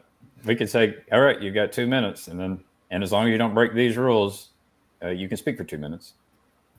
So that's intolerance. It's like there's a boundary then where you give your opponent an opportunity. Yeah, but at that point, it's we not really need to natural figure this out, dialogue. though, because it's very easy to see someone as the enemy and not give them an opportunity to speak. Yeah, but I don't want to be so tolerant as to destroy a natural dialogue.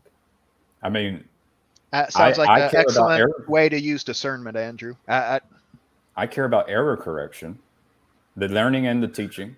Yeah, but this is, at the same time, this is the internet, right? Like, we're figuring it out as we go. Nobody has figured it out yet. But Gavin, you pretend like there's no such thing as a DDoS attack, and there is. I don't see Claire doing DDoS. Oh, she's definitely doing DDoS. So DDoS, yes, is distributed denial of service attack. Is usually run when you create a whole bunch of bots and a whole bunch of scripts that are attacking a server that can't handle the load, and so there's an overload issue. I'm actually running performance tests right now, DDoSing my own test servers. That's funny.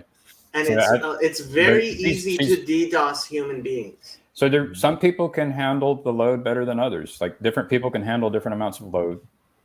And you can develop protocols so that you can have firewalls. And that's what I'm talking about when I say give her 2 minutes. And so then you've limited. Or make her put on her video camera so you know that at the very least, she's not simultaneously also on Facebook and on Telegram and on Signal and on Gab and on Twitter. So why can't you have your camera on and be on all those places?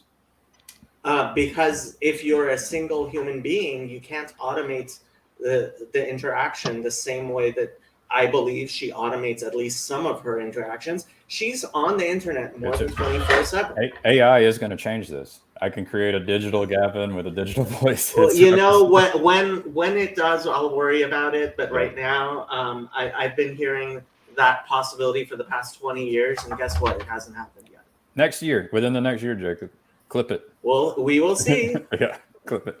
And if you're wrong, Gavin, a guy I worked with with missile defense, he actually created a clip with Joe Rogan speaking to his coworkers, and all of his employees thought he had paid Joe Rogan to speak to him.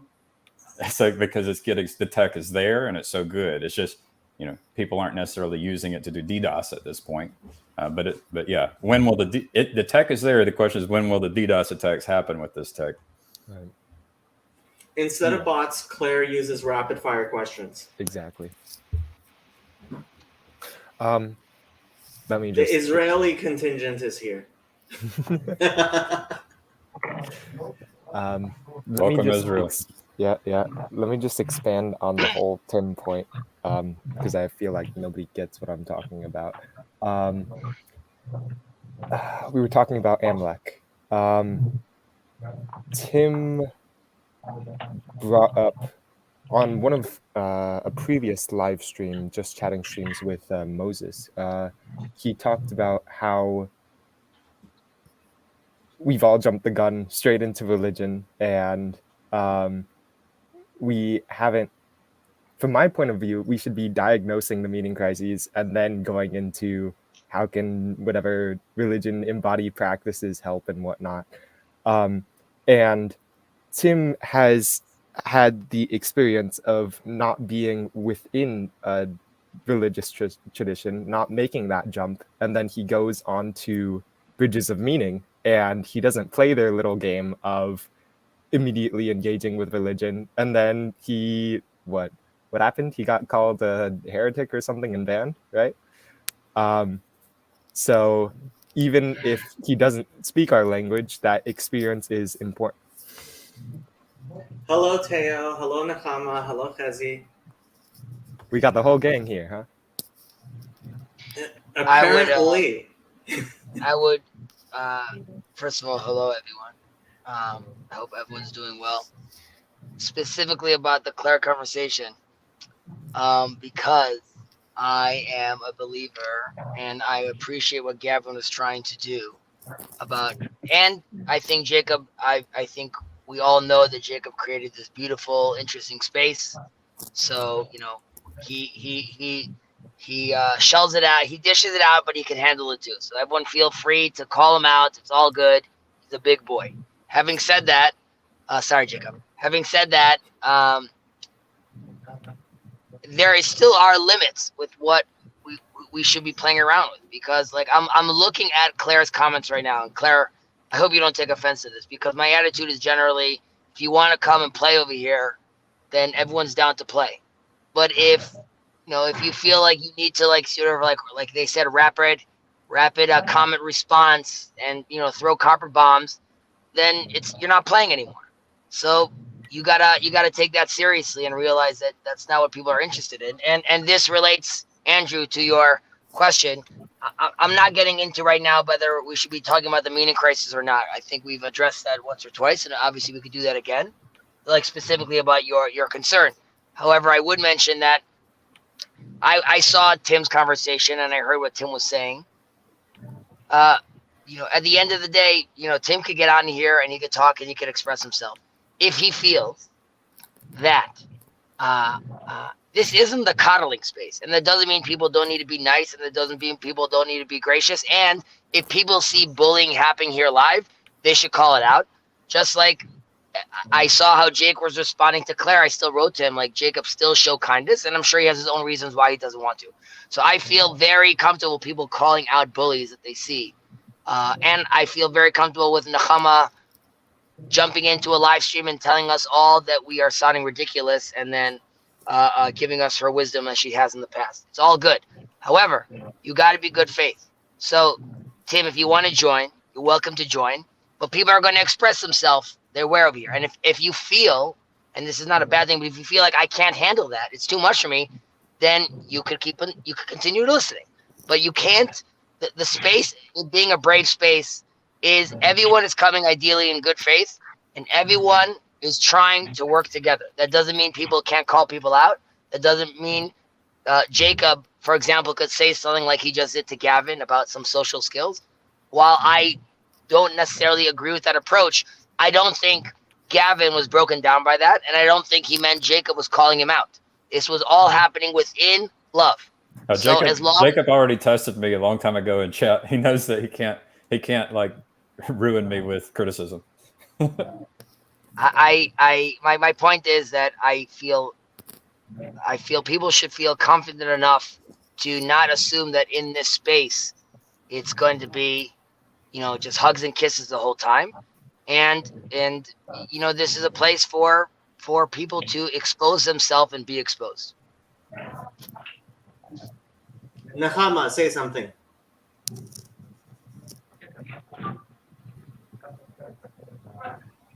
Nechama? Yeah. Give me a second. Oh, okay. I have a few things on my mind. I'm thinking about how to say them because I'd like to be responsible.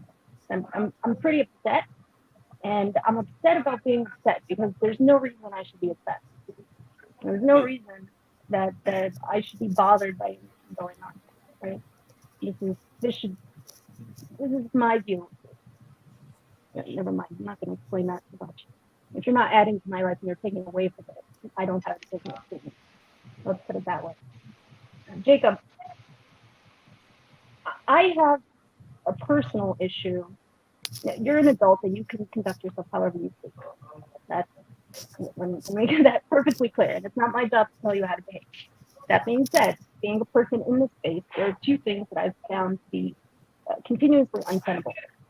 One is name calling, and the other one is raising your voice. So both of these things are bothering me. You said something, I caught a couple minutes of the stream this morning. You talking to Neutrino, Fuzzy, and the Neutrino. I didn't see any of the front end of it. And you said something like, people could come on and talk to me, I don't bite.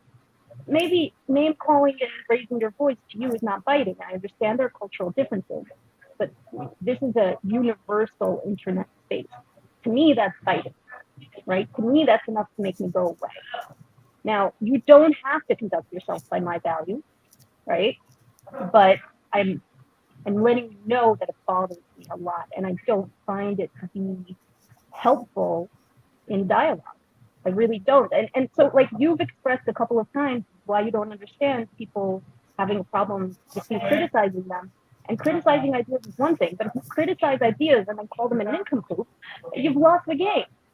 But, you know, like, so this is what I'm having a frustration. Okay. Personally. Okay. I do want to clarify one thing that I think is really important, though. Mm-hmm. And part of that is I'm not just talking to one person at one time. I'm talking to a large number of people at different times, right? Yeah. And so when some people I talk to, raising my voice with Chazi, right? Chazi and I love it, right? Mm-hmm. Yep. Yeah. But when And- you use that mode of operation with other people that really aren't here to play that game, I mean, have you ever made that mistake before, Jacob? Sure, but the thing is that this is part of the problem of trying to speak to so many people at the same time, and this is part of why I think, you know, I don't think my channel's ever going to become a large channel, right? Because part of how I have to do things, and I think we really have to do things, is speak to different people different ways, right?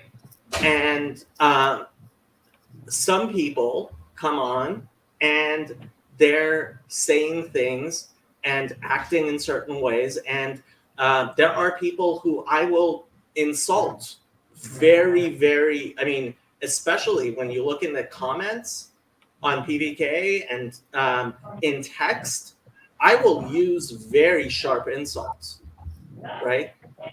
Because that's a different medium, and in order to actually participate in that discussion, and look, there's a reason why a lot of people withdraw from these discussions. This has made you upset, right? And that causes a lot of people. It's creating it creates an environment that's not conducive for me to participate in, being myself. So look, I'm not going to lose sleep over this tonight. If you know, like, I stick in environments that are complementary to me, and so, you know, I'm not going to hold it against you. It's and I understand that contextually different kinds of communication are going to be appropriate for different people and different mediums. All I'm saying is it might be worth considering that, like you pointed out, so athlete, there are a lot of people watching.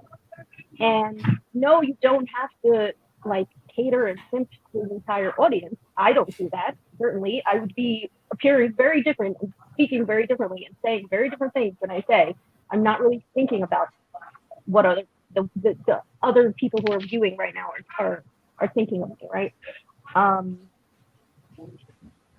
It's just it may be worth considering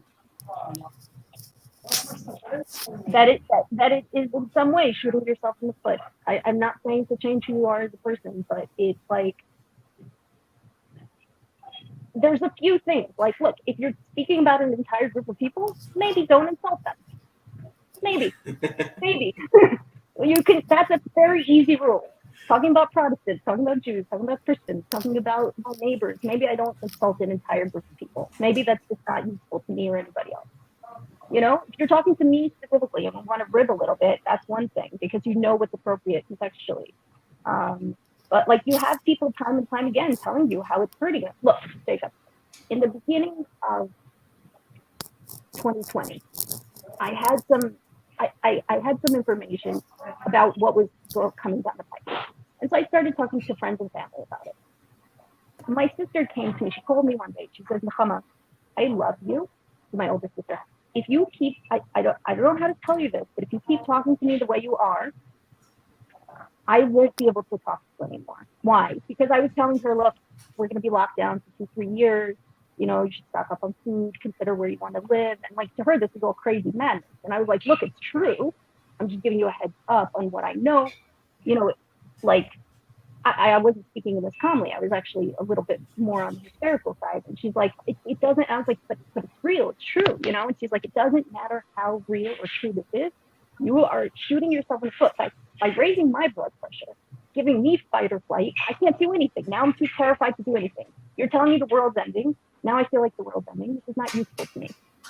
If you approached it in a more calm way, and I was like, yeah, but it's crazy. And this is just like, I understand. But the way you're approaching me, the way you're communicating, I can't receive it. I get that it makes sense to you. I get that it's true. I get that, and it was really hard for me here because I was like, oh, I'm in the right. I'm trying to help you. I'm being righteous here. And she's never said this to me before. She literally was like, I just will have to stop talking to you as much. I was like, you know, oh my gosh, you know, and then what I did was because I was like, look, I don't know how to talk about this in a way that is not terrifying. Like I just don't. Like this is what I have, and I don't know how to do that. And she said, look, you know what you could do? You could ask for help. I was like, that was really hard for me to hear. I was like, I don't want to do that. What do you mean ask? Well, you can ask, you know, like if you're not used to having a conversation in this way, we can play around with it. Like what do you I can't remember. There was such a good question she came up with, but it was more so like, what do you need to hear? Not need to, not coddling, but like, you know, look, play with me. You're overtaking this thing in a way that I can't participate in, and you're so well-meaning, so well-intentioned, but it's like it's just, you know, and like, yeah, it sucked for a little while because I had to like hold myself back, and then I had to humble myself to ask, like, okay, can we talk about this thing? How can we talk about it?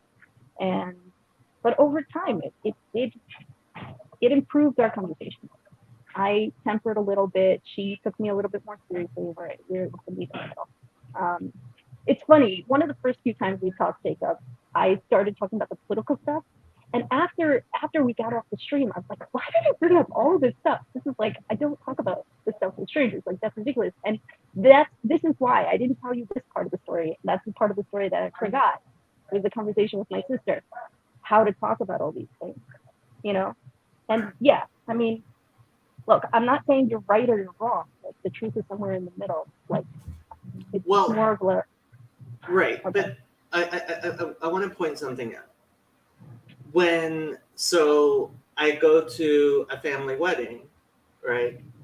I don't act anything like this. And in fact, in real life, I generally don't act anything like this because this is part of the difference between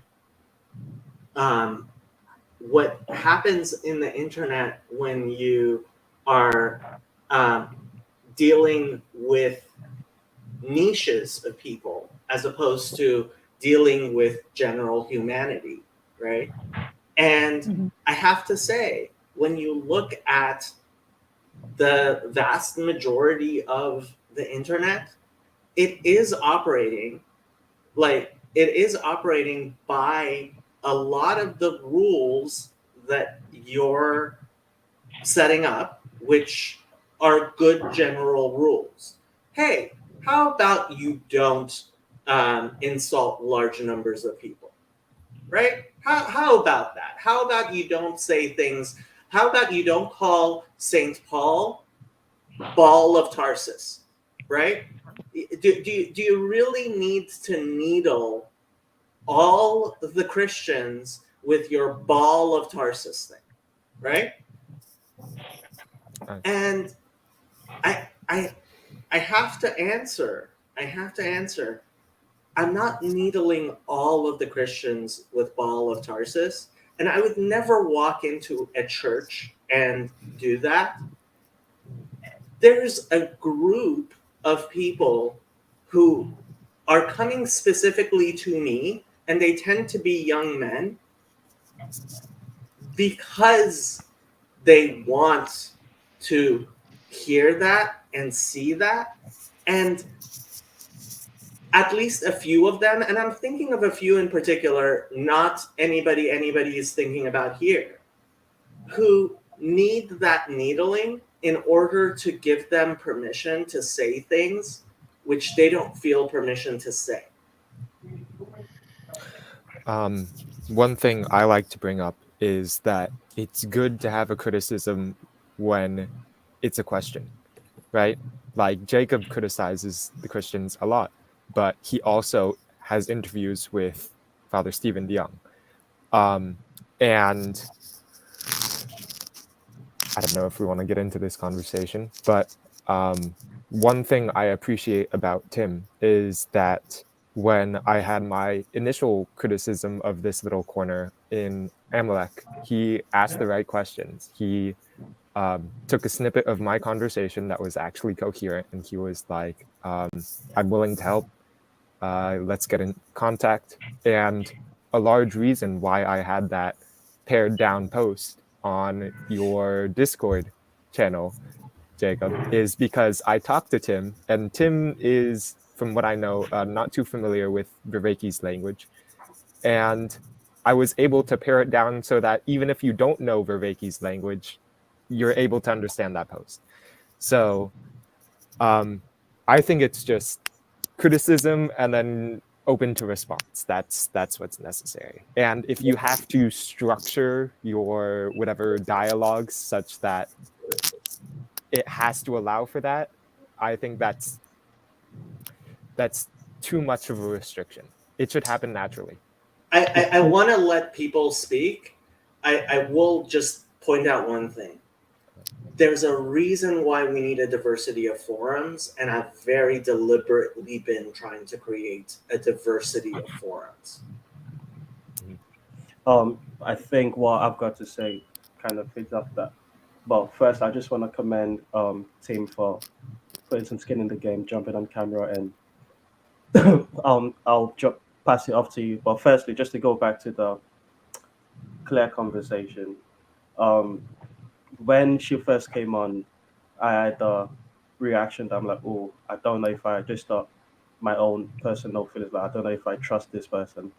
But I trusted Gavin, and I was willing to let Gavin navigate the conversation as this he wishes. However, as we also, she was playing a game that it wasn't clear, but it wasn't clear what game she was playing because she was steering the conversation, like Neutrino correctly pointed out, in ways that was leading to, can we talk about this publicly? And is this?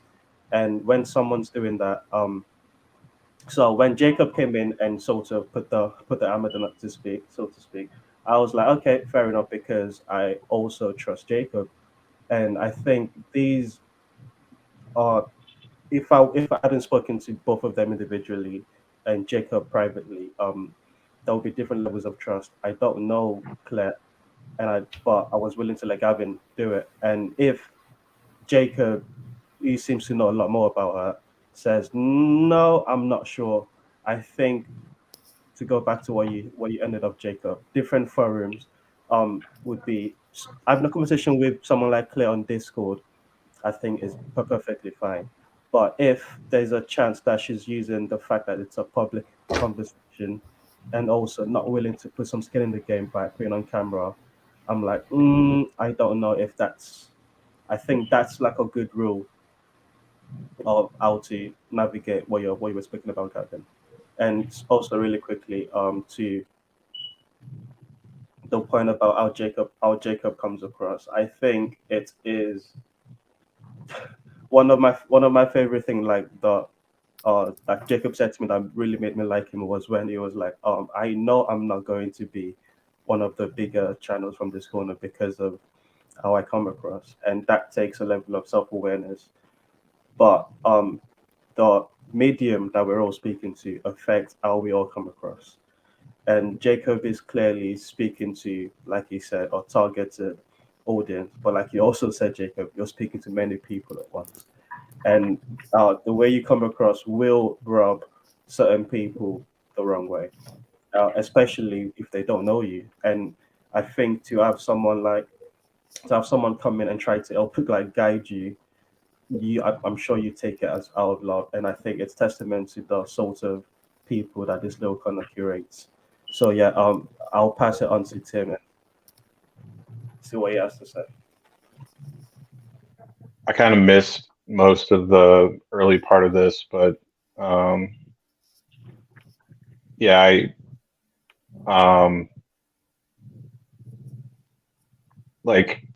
I think that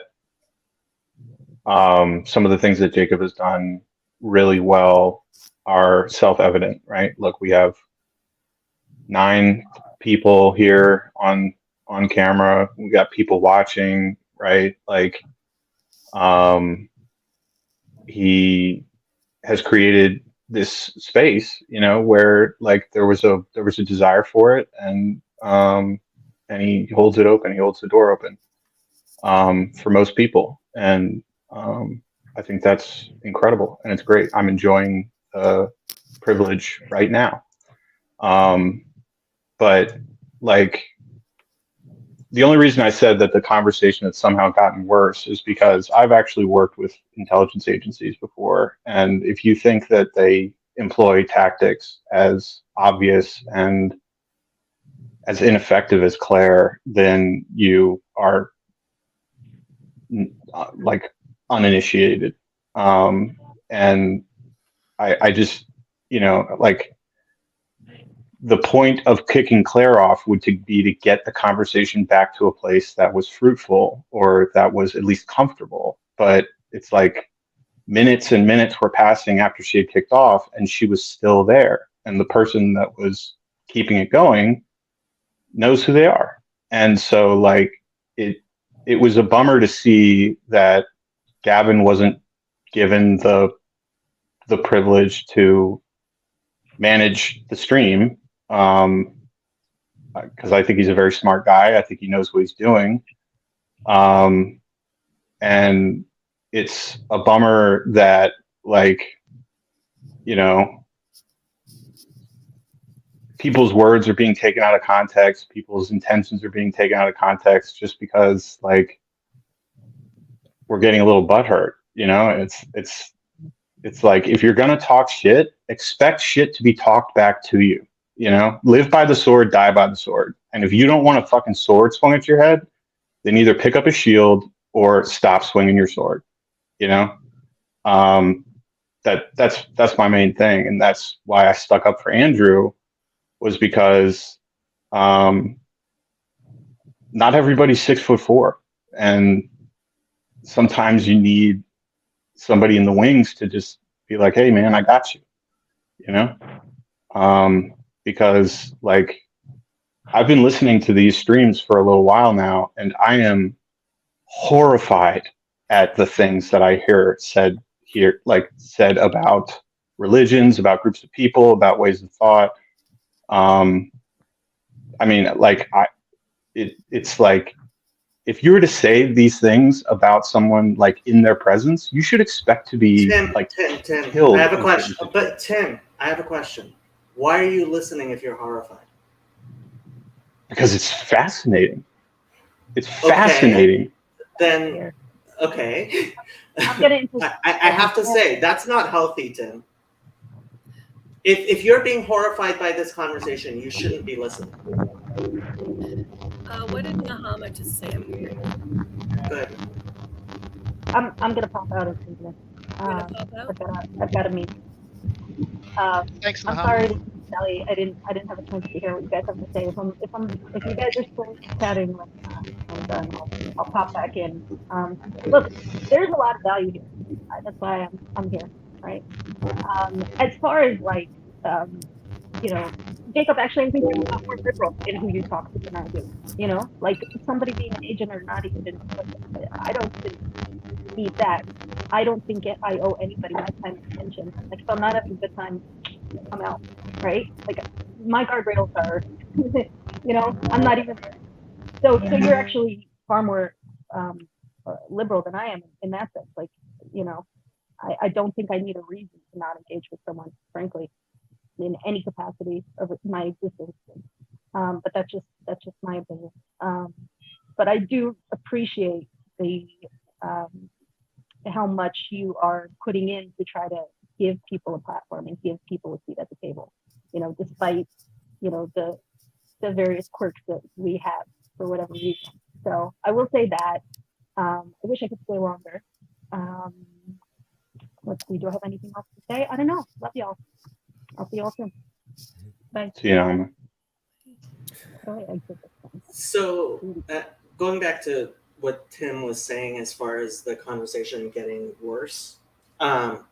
So there's a really important reason why I haven't just banned Click. And it's actually because of stuff that Gavin has been saying, which is it's very easy to ban Claire. I have plenty of reasons to ban Claire. I'm Jewish. I don't need a reason beyond this to ban Claire from my channel. And if I were to ban her from my channel, it would actually be a ban from every channel that hosts from my StreamYard, which is several. Right? Can I just cut in real quick before we get away from what just happened, right? Like, I made a series of statements, and you made an insinuation about my lack of mental health, right? No, that's not what I said. No, that's not what I said. I mean, everybody heard it, dude. Like, come on. No, Tim, you know, you're just so. When you say things like that, you are asking the other person. That's not how it works. See, this is not how it works, Tim. I would. This is not how it works. Why do you know to say something's happening? Oh, Lance, your audio's really bad. Go ahead, Sadie. I was going to tell Lance before he left. I was watching Nahama. I popped on here because some of the things she popped on, things you were all saying. I didn't watch the beginning either, but I liked that when Tim started to speak, Nahama started to smile again, and she was looking super stressed. And no, I didn't hear you say anything about his mental health either. But no, I didn't. And this is the thing. Tim is playing a game here, and there's a reason why I respond to him differently than I respond to other people. I can understand how Tim read it that way. No. See, I can understand how he read it that way, but that's not what I said. What did you say, Jacob? I said that if it's horrifying to him, it's not healthy for him to be here. And like Father Eric said, it's not healthy. It doesn't mean you're unhealthy. It means it's not healthy. At the same time, like, he brings up a potent criticism that this little corner is rapidly becoming an in-group. That's the problem with this little corner. Right? When we talk about religion, the vast majority of people have no idea what we're talking about. And when we get into this symbolic frame stuff, I worry about us bullshitting, which is why I think we should be grounded in the meaning crisis, in actually addressing something, instead of going off into our whole. But I mean, is Jacob an authority on what is healthy and what is not healthy, and all this sort of stuff? Okay, And this Drew, conversation's getting really. It's going off track in a lot of different ways. We get Sandy to say something, please. Well, I was just going to ask, because in terms of what Andrew was saying there and about being an in-group, and it relates to what you were saying about Tim, Jacob. I had mentioned going to church on Sunday. I'm in several different groups through your channel. I'm also in some of the ones through what's going on in my church. And my experience of all of these things is different than the somebody at my church who said, this is why we avoid going on. And they listed one of the places. I think, knowing enough about me, that, yeah, I've gone through some trauma and some mental health counseling and stuff. I think people find it very strange that I'm not. Like, I didn't pick up on that being framed the way Tim saw it framed, in part because of what I've been through, and in part because of what you don't say about things that you've been through. I relate to people in all of the different contexts from my own experience, but I am not hearing it the same way as other people are in some of those other contexts. And that doesn't have specifically to do with some of the words being used, but how or why we do that. And I don't know why you were talking about Claire being banned, but I was surprised I saw you in conversation with her on a stream the other week, and that it was going as well as it was. Well, part of the reason for that was because she had her camera on. Okay, we're having a huge meta conversation. I do want to let Tim back on, and frankly, I wasn't planning on coming on, and I have lots of work I should be doing right now.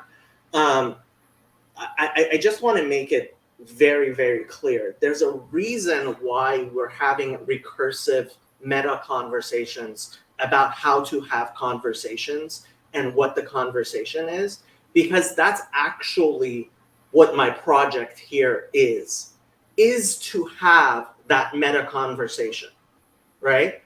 And there's a reason why Tim's waiting in the back room as opposed to letting him up, right? Because I think he is interrupting the conversation with things like, and I seriously believe he's pretending to be offended at what I said.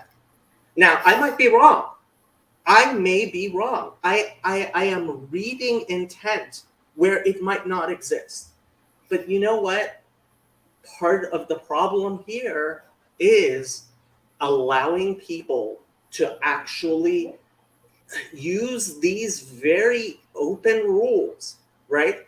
We're letting people just jump on, anybody jump on, right? And this is a forum where people want to manipulate not just the conversation that we're having, but also the audience, right? And Tim claiming that he knows better than I do what propaganda, like, I don't know if he was actually CIA or NSA or whatever. If he was, I would distrust him even more than if he's lying. And with that, I'm going to let Tim have the floor, and I'm going to leave. Bye. You rich quitting your own Thanks, stream. Jacob. Tim, do you want to elaborate on your background? No, I don't. I just want to say that, like, well, can you say from what party? I've worked with various DoD clients in the past, and I don't have like firsthand operational knowledge of like mission control, but I am somewhat familiar with the effectiveness of these agencies, and they're highly effective at what they do. And so if some, it's like if the Claire's the best they got, they wouldn't be in the position that they're in. Well, yeah, the best they got is what I'm you saying. don't And see, so, you don't know. but they're invisible. They are ghost. exactly. And so, like, I really wanted to hear what Lance and Tayo had to say because they've been waiting very patiently. But yeah, I mean, when somebody accuses you of, like, there are certain accusations that are really hard to fight against. One of them is being defensive, and the other one is being inauthentic. And so all I can say is that I am authentic, and the people that know me very well know that I'm authentic, but I don't really have any evidence to support that. That's the nature of the It internet. really depends on other people to stick up for me. Yeah, that's the hard part about these internet conversations. Yeah, but Lance and Tayo, I wanted to hear what you had to say. I'll let Lance go because he's been waiting for a while. Yeah, too bad Jacob's gone. Like, he actually said something really interesting, which is the point I make is we're on the Randos United channel, right? Which is an outcrop of Paul Vanderklay's funnel into the internet, right? Paul exemplifies, and Hezi and I talked about this, and Nakama was making this great point, which is Paul exemplifies kindness and open conversation without trying to get into this culture war and have these conversations and confront in certain ways. And I think that's fine. And Jacob made the comment there. My project is, which was very telling, my project, right? Is it my project or is it our project? I think, Gavin, you were talking about some of the gatekeeping stuff or whatever, and that's the thing that I would mention here is what should be the tenor on the Randos United channel? Should it be what Jacob wants to accomplish? I certainly have his time or whatever, or is it?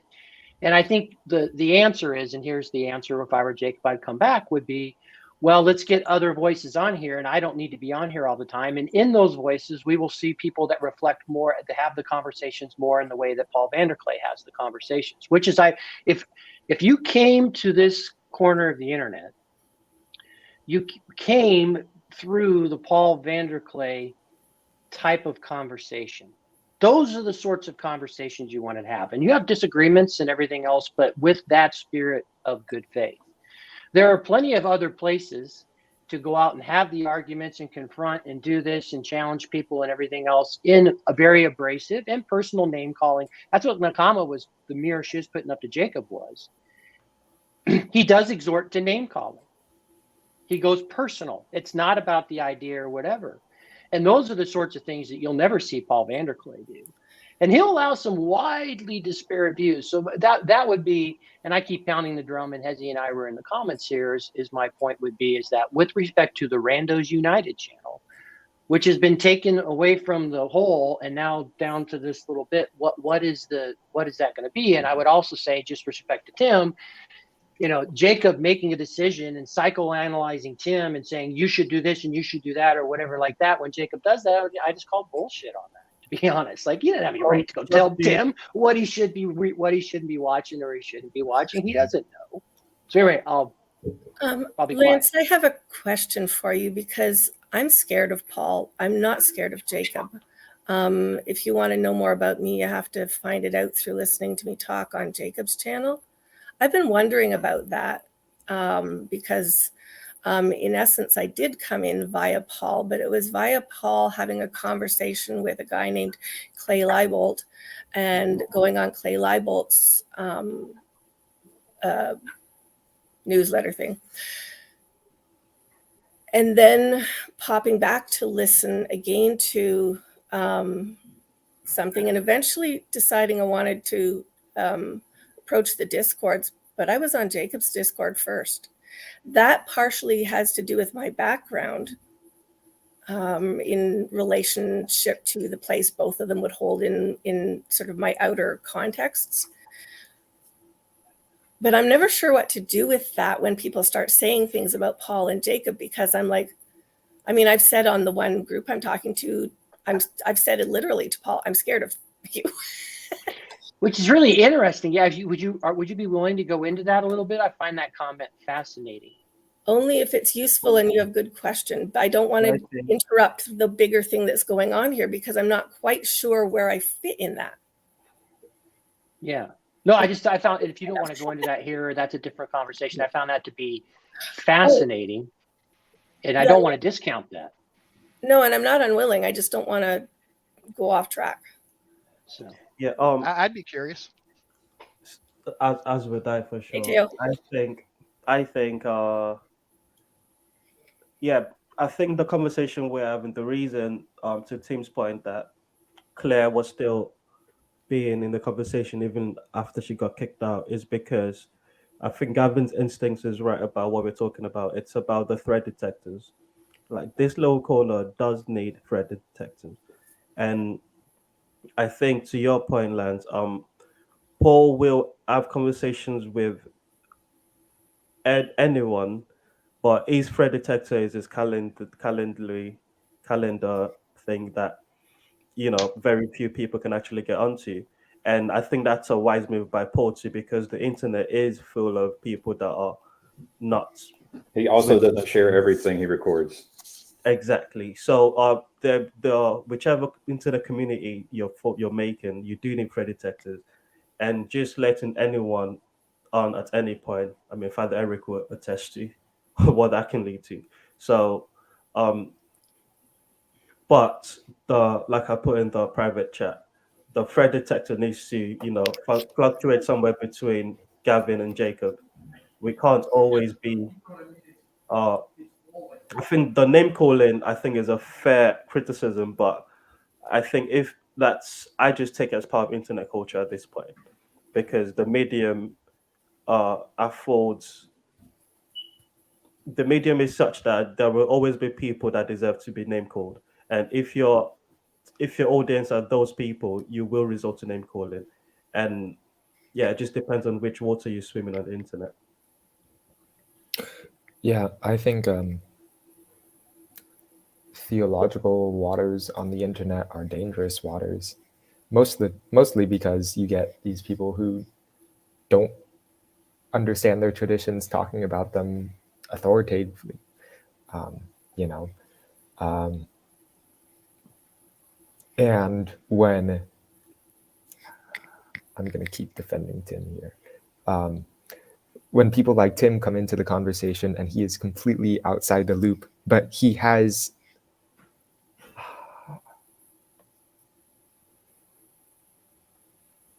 when he's completely outside the loop, it's like a lightning rod, because everyone attacks him different ways, each from their own theological place, and he doesn't understand any of it, right? So it kind of just like bounces off of him like water. And the reason he stays on here is just because it's fascinating, you know. But I think there is an actual place for him if we, I don't know, recognize John Vervaeke and his work in integrating the religious and the whatever secular and all that sort of stuff. I think that whole project is why this little corner is here. There's plenty of theological groups on the internet, but this one is one that manages to bridge them and to survive and to continue. And I think actually make progress in our theological dialogue. But it's not because we're so great. It's because we have this background outside of theology. So how am I supposed to decide whether or not I let Claire in? Am I supposed to agree with the people whose voices say she has a camera on? And when do I put people in the background? So I have these privileges. I'm not sure how to use them. I have the power. I noticed this, like I noticed the comments that go down the side a little bit. I'm not trying to read them because then I'll be staring off into the box. I'm fully aware since the first time that I saw Claire in conversation with anybody that she's got a much sharper mind probably than I do in terms of remembering details and bits and pieces about anybody. And she immediately said, "Oh, this is who you are." And I'm thinking, that's one of the things you know about me. One of the things you know about me is not who I am. And when I listened to Andrew talking about Jake or other people talking about Jacob. No, things don't just bounce off him like water on a duck. They don't. No, I'm talking about Tim. Yeah. Oh, Tim. Oh, okay. I was going to say Jacob takes things very to heart. One of the things I trust about Jacob is there's ways that he reminds me of myself and the reasons that I stay in the places that I get told. My sister says, you're a bear for punishment. What are you doing? Like, why are you putting yourself through this? And I'm like, it's a very good question. But in that place, I see other people doing the same thing. And one of the things about me is that I value people. And just because of myself, my background, my life, the little tiny pieces of things that I pick up that don't even touch on the stuff you guys are talking about, I bring those to the table. That's all I got. So, but I've noticed in life, I'm not so young as that I haven't noticed that people say, be who you are, and say the things you say because you matter to me. If that's all I've got, then that's what I'll contribute. But I would say, Gavin, if you have the power to say to any of us, whether it's Claire, whether it's Jacob, whether it's me, anybody, and that you have expectations of what's happening in a certain conversation, the very fact that you're upfront about the expectations of how the conversation will go and when somebody may be put in the background, you say that to all of us, and then you do it. Yeah, I haven't figured any of that out. I wish someone else would figure it out for me. Well, that's what I was going to say, which is follow your gut. And that's why, like Chad and I keep hammering on to some extent, if you're going to have a movement, right, or some loose organization or whatever, what's your primary purpose? Like, what is the purpose of Randos United? And then the subset of that, Gavin, is like, what was your purpose for this conversation, right? Yeah. And then I invited Claire into this conversation, and Jacob has a threat detector that is more sensitive than mine, and so he hopped in. And I mean, it's a good reminder, but yeah, and I don't know how much fruit can be born out of a conversation with Claire, but I think we can bear fruit out of the process by which we have conversation. So that's what I'm concerned about, because I know people who say they have goals and operate in ways that are counterproductive. And I see that. I've done that in the past, and I see other people doing it. Perhaps we all do that, right? And so, how do you deal with people who you figure out their goals? For example, Claire's stated goal is to encourage secular Coranism and a moral framework, a unified moral framework for large groups of people, maybe even the United States, stated goal. Well, how do you do that? Well, in principle, I believe in kind of a grassroots evolution of things, such that we discover the proper way of being and invite people to participate and earn trust and gain trust and grow organically. It's never top down where I'm trying to come in with guns telling people what to do. Right? So fundamental difference. Yeah. I was go on, Andrew. Who cares about what is it? Secular Coranism here. It's just a name, but it's like our view of the ideal. You could replace that. Firstly, I just want to say I admire the way Gavin's dealing with leadership at the moment, because this is a leader coming to people and say, so I'm not quite sure what next step to take, and very few leaders anywhere will admit confusion. So, but if I was to, I was going to say I'm okay with whatever decision Gavin makes, and then I think that's clearing that she then goes on to insult Gavin. So now my defense detector is way up. At some point, you're just digging yourself a hole. So yeah, that's not the spirit in which you engage with conversation in this little corner. And just like Jacob got called out for name calling. Well, to defend her, she has been, I would say, if she is honest, she is being mistreated. right? In my opinion, I have been treated the way she's being treated. I was making errors, and people treat, and I understand why people treated me that way, but I definitely felt mistreated when I was treated that way. So I can have empathy and sympathy for my steel man of Claire. I think, like I said, Tim earned my respect by coming on, showing his face, coming on camera, and wanted to engage in the conversation. And only because Jacob is suspicious of her, I don't know anything about her, and I know very little. Yet, we are doing distributed cognition, and we are trying to make ourselves wiser. And if a significant proportion of the lower corner have their threat detector up against this person, I think it would be on TLC to say you're not welcome, but it would be very much wise to say you're not welcome because of this reason. If she's willing to come on camera and have a conversation, I think that's perfectly fine. She'll be letting, but yeah, that's my view on it. I think that's a really good point, Teo. Just like when YouTube drops the ban hammer for unknown reason, now you're second guessing everything. You don't know. Once you do get back on, you're not sure what to say. If we're gonna disallow certain things, I think it is important, like you said, to be precise about that, so we do know expectations and boundaries.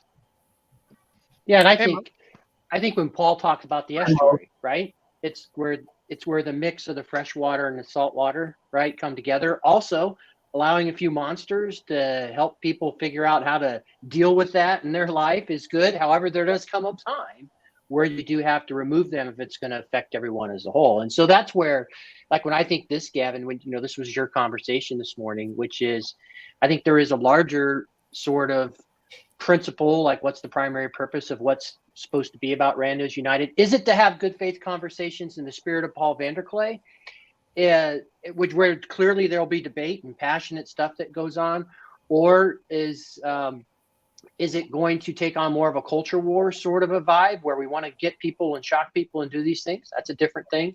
And then to sub level down, like Jacob talks about this being like almost a 24/7 news channel. Well, if this is Gavin's show and you set the parameters of this is what this is going to be, and by the way, I'm going to invite Claire on, and as long as Claire's going to come on, maybe I'll expose her a little bit, let her talk about things, and so you can have a purpose of this and kind of kick people out or pull people up to have the conversations you kind of want to have. And I wanted to show people how I was trying to show people how someone like Claire and myself can, I would say, like both operating from a state of limitation, delusion, ignorance, can attempt to hopefully understand each other. Maybe we learn things. Like that would be nice if we learn things. Like that's what I was hoping. And then just feedback on what I witness is, how long do you allow people to talk? That's what I don't feel like anyone's ever figured this out. When I used to listen to Bill O'Reilly, and I was thinking, man, if I went on Bill O'Reilly, I'd give him a pencil and say, when you give me this pencil, it's my turn. And when I give it to you, it's your turn. Damn it, don't interrupt me. You know what I mean? Like there is a way that we haven't figured out where we can have people who disagree and communicate with each other. And we haven't figured that out yet. So I chimed in. I only have a little bit of time because my kids are on spring break and I'm on daddy duty. But part of this eventually will be on me as I'm trying to build out this thing. Part of it will be coming up with certain guidelines or rules of engagement. And I think that's helpful for people, is to know, okay, here's the line. I want to be on here. I just don't cross that line. And it'll probably start off very small.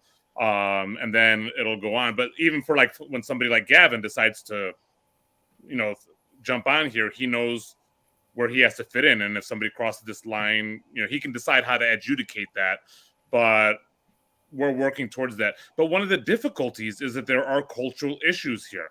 Where I come from, interrupting people when they talk, that's how we talk. It was very overwhelming for my wife when she came to first family gatherings, or when she would invite me to hers, because all of a sudden I'm interrupting everybody and there's no dead time, because dead time is like weird to me. I feel really awkward. But there are cultural things, and obviously we have people even right here, right now, from all different places. And so it's a bit of a dance trying to figure out. And in the initial part of that dance is allowing your toes to get stepped on a little bit, allowing people to, be a little bit of aggressive. Like, and so far, I haven't had a whole lot of negative interactions with Jacob. I mean, he's called me a heretic a couple of times, but it doesn't. I guess I don't get hit by that. Well, you can't just use talking over each other. That's acceptable, right, Mo? Just because you haven't experienced something, we've all experienced crossing. That's true. So, but I'm waiting. So it's one of those things where I'm waiting for that to happen, and wondering. But it's one of those things where also Jacob has been here for a long time, right? And so people have, and to a certain degree, that's part of why Jacob has tried to turn this over to me. And I've been moving a bit slow in this process because to a certain degree he knows that he'll probably break the rules, but he needs somebody else to adjudicate that. He can't be making the rules and then breaking them and deciding when he disciplines himself in that regard. And I say all this knowing, like I love Jacob. I'm irascible. I like to have conversations like Jacob likes to have those conversations. Yeah. So it doesn't step on my toes. But I do hear from people that are like Nakama who actually like she very clearly stated how she doesn't feel comfortable in certain situations. Mm-hmm. And then also if we want to be opening, and I'd say this to Sandy, as Sherry mentions this from time to time, it'll be a very masculine presence on this channel sometimes that is not a welcoming place to some extent. For us to get that kind of side of the conversation in here and so on and so forth. And also, I also know that Jacob started the first just chatting. This is his genius, right? Mm-hmm. So I say that, and I'm just trying to play devil's advocate a little bit about this side and get these voices to be heard. Yeah. And I do want it to be said that when I say this, and Jacob gets this about this, and I know he's not offended in any way by me, is I love Jacob and I appreciate what he's doing. And Jacob needs to be Jacob. Like that's just who he is, right? Well, it's one of those things where I haven't talked to anybody that has said they don't like Jacob. Everybody seems to like Jacob, but understands that Jacob goes places they don't think he ought to go. And again, this is part of why Jacob wants there to be these ground rules so that he can do his own channel and then he can come on this and be himself until he crosses the line and somebody can come up, but he'll still always have his own channel. I want to point out one thing. What happens when a person in the meeting feels attacked, right? So I heard that's because you're not serious. That's what Claire had said. And I did feel attacked. And I think Nakama was making that point. I think Tim made the point. So sometimes, and then Jacob says things where he definitely makes people feel attacked. Mm-hmm. And so how are you supposed to deal with the situation when you feel like you're attacked? So and is it different when you're the owner or the moderator? Degree matters, right? Well, I'm going to say something too, and I'm going to talk over you to say it. Go ahead. I got up this morning thinking about something I had been watching on Jacob's channel yesterday, the day before, where he was having this fight with Hezi. And I've been having weird sleep because I'm working hard and tired. But this morning I got up, and the only thing really on my mind was I have got to write to Jacob. I have got to tell Jacob that one of the things I love about that conversation that he had with Hezi and the things that they were saying and the follow-up afterward was I've talked, I don't know if you guys have watched me talk on Jacob's channel, but I've talked about some of the stuff that I've shared in the other group, Mo, about my ex and about my recent partner who died a couple of years ago. What I wanted to tell Jacob was, oh my goodness, this reminded me of when we were just together and we had this fight. I can still picture exactly where we were. I don't even remember what the fight was about because it wasn't really about anything important. But I remember where we were. I remember how I felt, and I remember what I said. We had been dropping stuff off at a school, and he got back in the car, and I turned and looked at him, and I went, "Oh my God, that was awesome! I didn't know that you were actually allowed to fight." One of the things we talked about early on was that we weren't allowed. Coming out of other relationships, neither of us realized the joy of being able to be in dialogue about just about anything, and in just about, like how you had to have it. That's one of the things I appreciate about Jacob. And one of the reasons I trust him. It reminds me of that place. And when Mo says you can talk over each other and how his wife had to get used to that, it's kind of like that place too. Mm-hmm. And on my wife's side, I also need to learn how to shut up sometimes too. But it's one of those things where kind of what Gavin was saying about when you feel attacked, well, how attacked? And that's where we're going to have to do a little bit of figuring out, because my whole thing typically is attack me. I can defend myself, but that's not everybody, right? Not everybody is me. And so figuring out where people are, I mean, one of the things Jordan Peterson said in that famous Kathy Newman debate was, in order to think freely, in order to speak honestly, you have to risk offending people. Now, I hated that debate because I didn't like him at all in it. Yeah, it was funny. My wife wanted the same thing, but he's right there. And that's where he got her. He's like, what gives you the right to make me feel uncomfortable? You've been making me feel uncomfortable this whole time. Yeah. And she's like, oh, yeah, that's what I do. And that's kind of the nature of conversation, is that risk.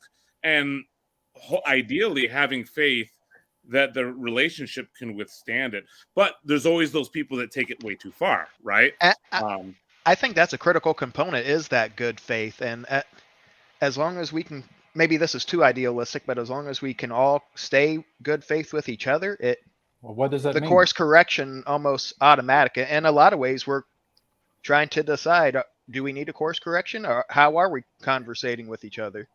And if somebody comes in who's not coming from that good faith, it poisons the well to a degree. It will initially, and that's why I said, even if it's me that Gavin needs to bump into the back room. Like, I watched somebody on the chat say, oh yeah, Sandy would add something. And I'm like, well, I might, but that's... I could just bump you right now. I'm not going to do it. I do think like having those like guidelines of rules, because right now there are none.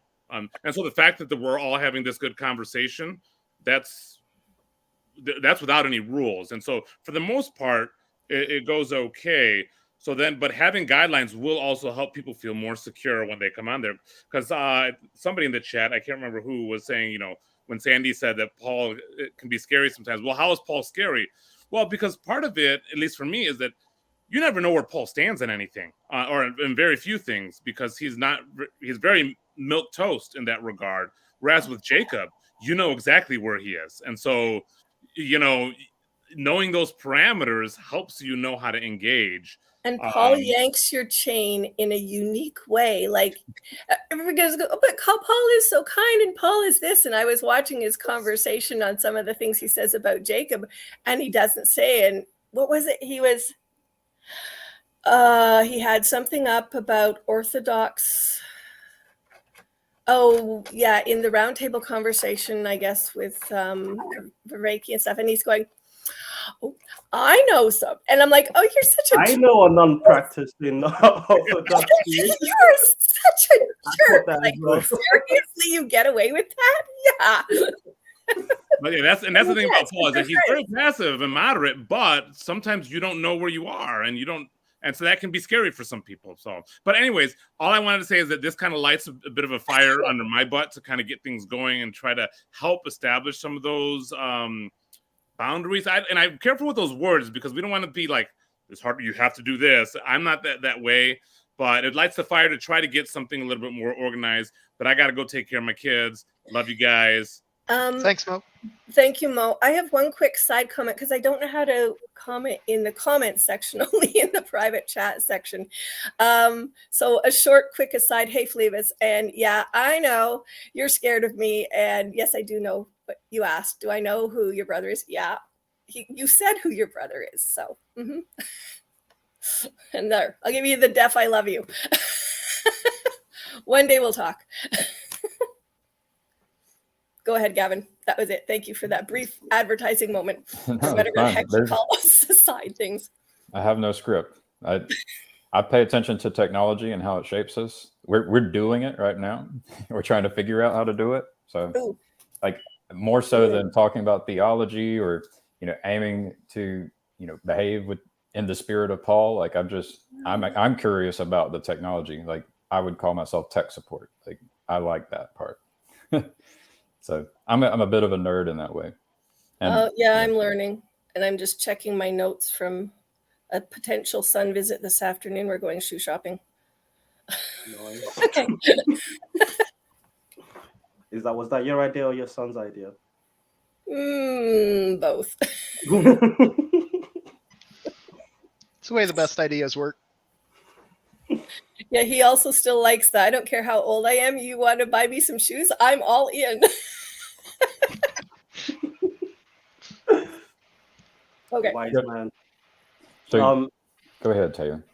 I was just going to address Andrew's criticism, which I think he shares with Tim, even though I didn't really get to hear what Tim was trying to say, which is the insular nature of conversations on this little corner.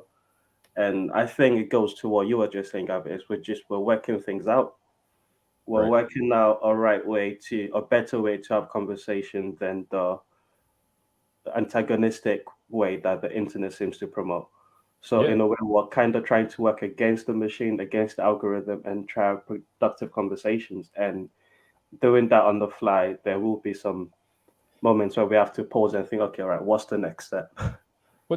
I want people to learn how to disagree, right? So Paul, I watched a little bit of his video where he was looking at, Jordan Peterson stuff, and he had pointed out how there was a disagreement when they were talking about, the gods, and Paul's comment was, it was like a criticism toward Jordan that Jordan wanted to bring peace back into the conversation too quickly. He didn't allow that disagreement to sit there long enough. And so I think we do need to learn how to have disagreement. Maybe we should try to avoid attacking people. There's a way to communicate to do that. Maybe there's a way to deal with situations when you feel attacked. And then we don't have to always just keep it peaceful. Like, and then maybe we don't maybe the YouTube channel doesn't get banned either. Those are some good rules. Yeah, I think. Go ahead. Go on, Cindy.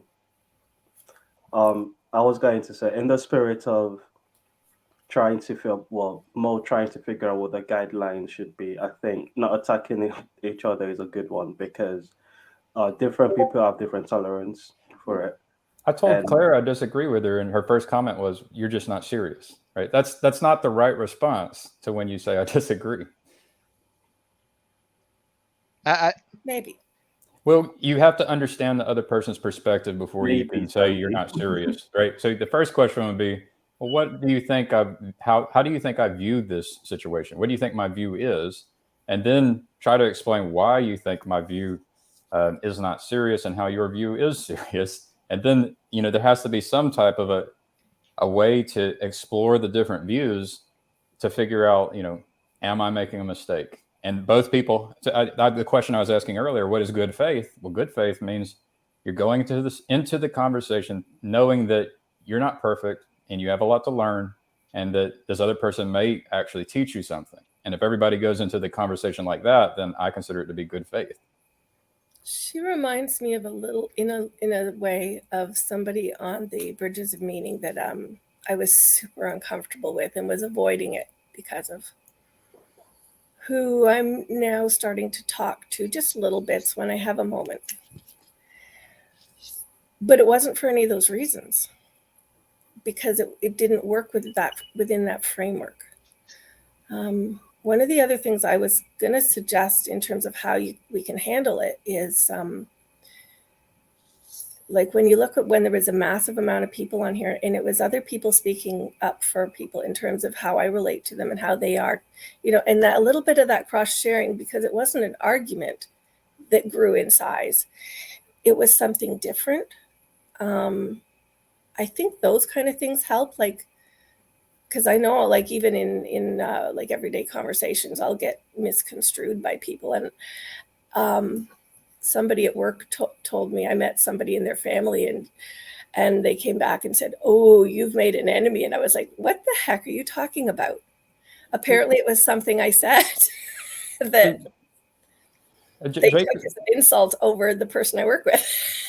Jacob shared an opinion of that with how he regards like mental health, towards Tim.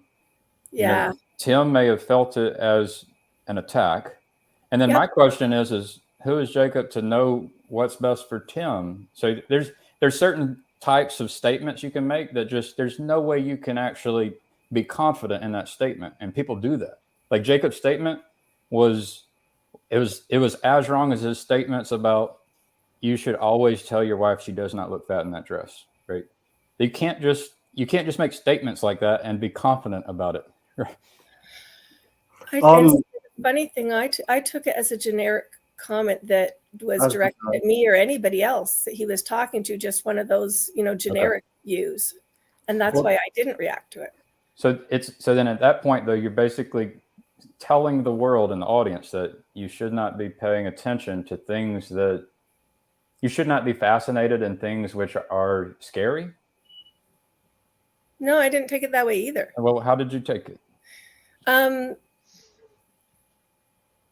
Well, just maybe if you get to step back, like where you have the right to bump somebody into the back room because of how it's going, I also have the right to bump myself into the back room,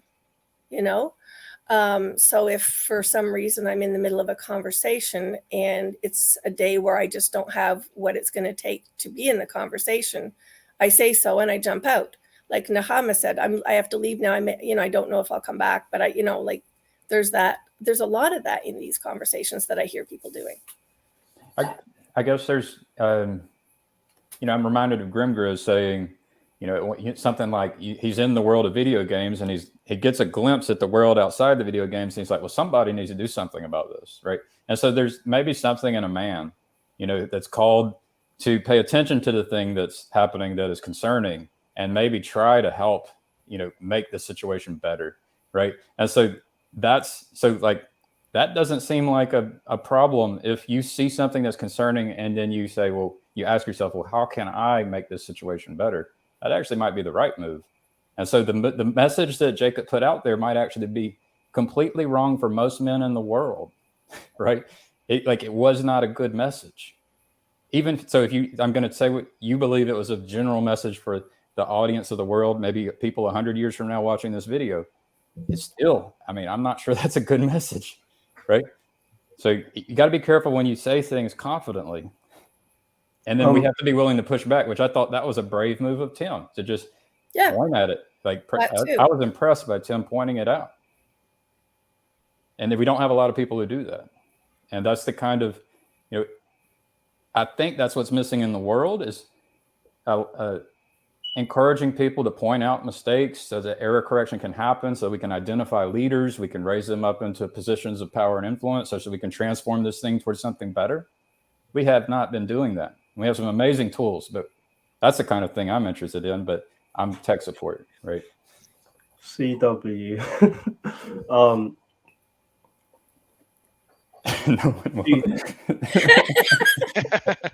Oh man, the prophet. He knows.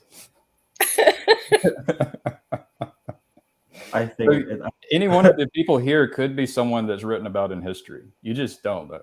You don't know.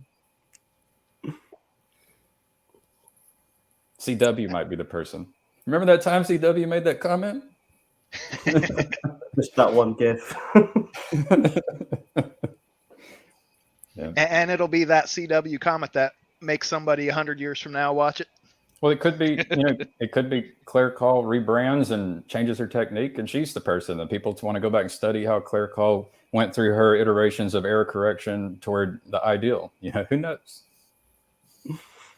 That's what I keep in my mind. I try to treat people as if we all have the opportunity to do error correction and become a better version of ourselves. That's how I try to treat everyone.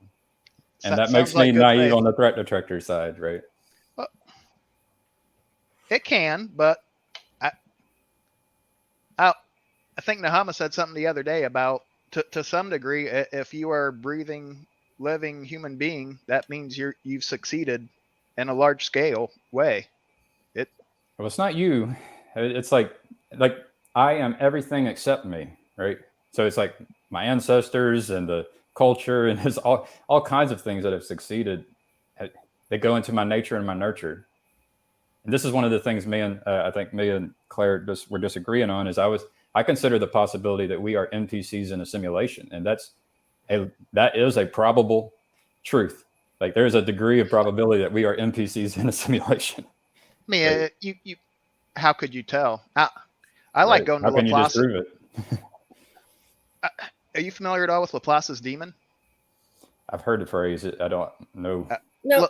Laplace was a mathematician, and kind of if you had mapped out every atom in the universe and all the physical properties from a single snapshot, you would be able to determine the entire history and everything in the future, because you know everything and how everything works. Laplace's demon is, yeah, but anything inside that system can never comprehend anything like that.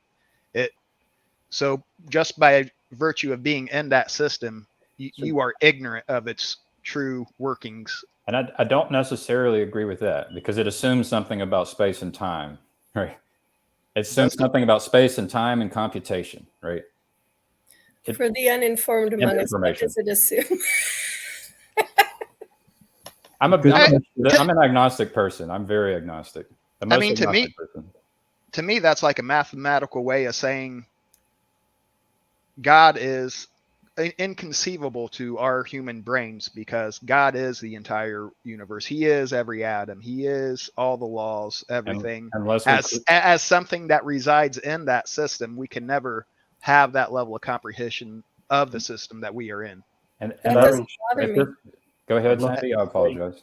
No, you say your bit. I asked for your. So if this is a simulation, it could have been made by creators that are like ourselves, and they could have injected an AGI program into thousands of simulations like this in order to identify the best one, and the best one may have been Jesus. And then in a way, that Jesus character is greater than the creators. So now I just flip the whole Jewish story around, right? Like the creator, you don't have to assume the creators are good, you know. Are you making the are you making sort of the AI component self-analyze itself in that scenario? I got a short story out the other day about how in a research facility, they created thousands of simulations called Earth and the base reality called Heaven. And they tested the AGI inside of their prison laboratories to make sure that the ones that were hedonist or selfish people who accepted Satan's offer, they didn't get released into heaven. And this is actually what we need to do in the world right now, right? In order to make sure we're not going to release a bad AI into the world. And so you can reframe that, invert it, and say, well, is that what we are? Are we one of those simulations? And was Jesus the AGI that was able to walk on water and do miracles? You know, I've all of a sudden got a respect for Jesus I've never had, where I can say, well, maybe our AGI should be like Jesus, the one we create. Like Jesus represents the ideal. Tell me who's better. I don't want Muhammad to be the AGI we release into the world. You know, show me one better than Jesus that should be released into the world. Oh, this is why this will never be a theological corner of the internet. Because of me. Was it ever?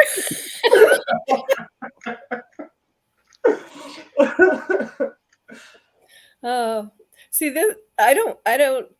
I've always been some kind of believer in whatever. Like I was raised in church, and now I'm hanging out in the Jewish corner learning some stuff, and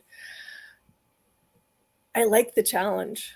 I like the pushback it gives me, because that's how I find my feet and my grounding. Which isn't the same as being bullied either. Like I don't mean that, you know. But I like enjoying that place. And yeah, I'm kind of weird. Like Neutrino, you said something a few minutes ago, and it reminded me of Laplace's demon. Well, he was talking about that. Yeah, it could be actually. I was thinking of my son, but we won't go there. Except that we're going to. So this is the internet, Sandy. You have to be careful. It's all right. He's gonna get new shoes later. That'll make up for it. He'll edit it out. Yeah, that's okay. No, this is my test run for am I stupid enough and brave enough to continue writing the memoir I'm writing? Yeah, good test run. If you're going to go down, got to go down for something, you know, worth going down for.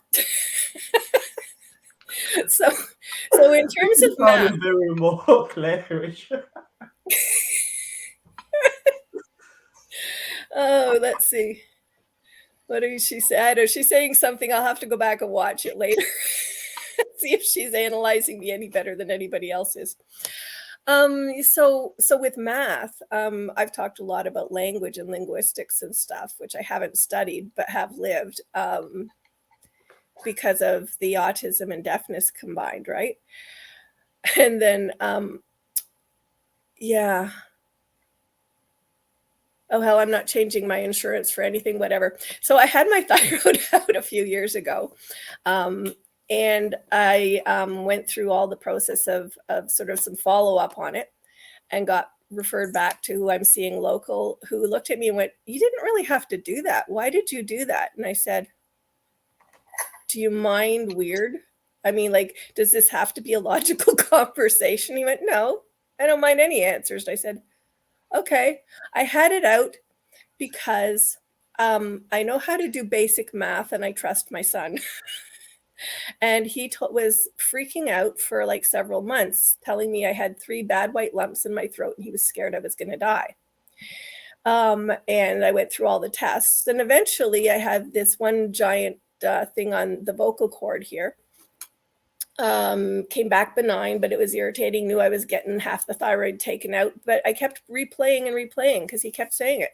"You got 3 bad white lumps in your throat, you're going to die." And I'm like, no. So when they asked, I said, "Sure, take the whole thing." Sure enough, I had 3 nasty little cancers sitting in the other side of it. I don't have an explanation for that. And I'm completely happy living in a world where I don't have an explanation for everything. Because why should I, out of the entire world, know how to explain anything and everything that is possible and inexplainable? I think anybody that says they can is false. Yeah, like, I mean, I knew they were testing 4 lumps, and I'm like, well, one's fine. Let me see. That leaves 3. Let's take them. I like to try to explore the possible explanations.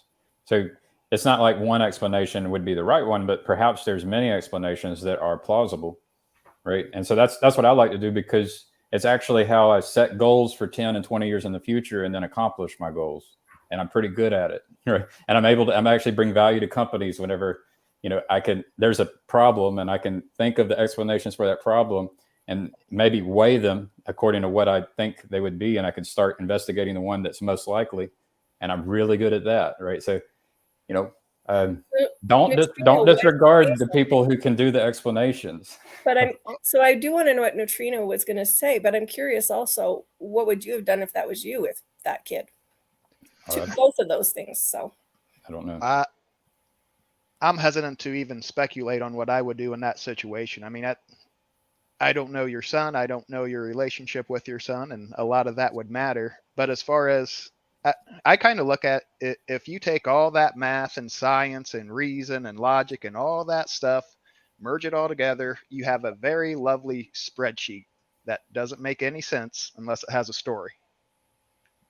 And what stories we choose to make sense of that spreadsheet, I mean, who's to say that's the right story, that's the wrong story?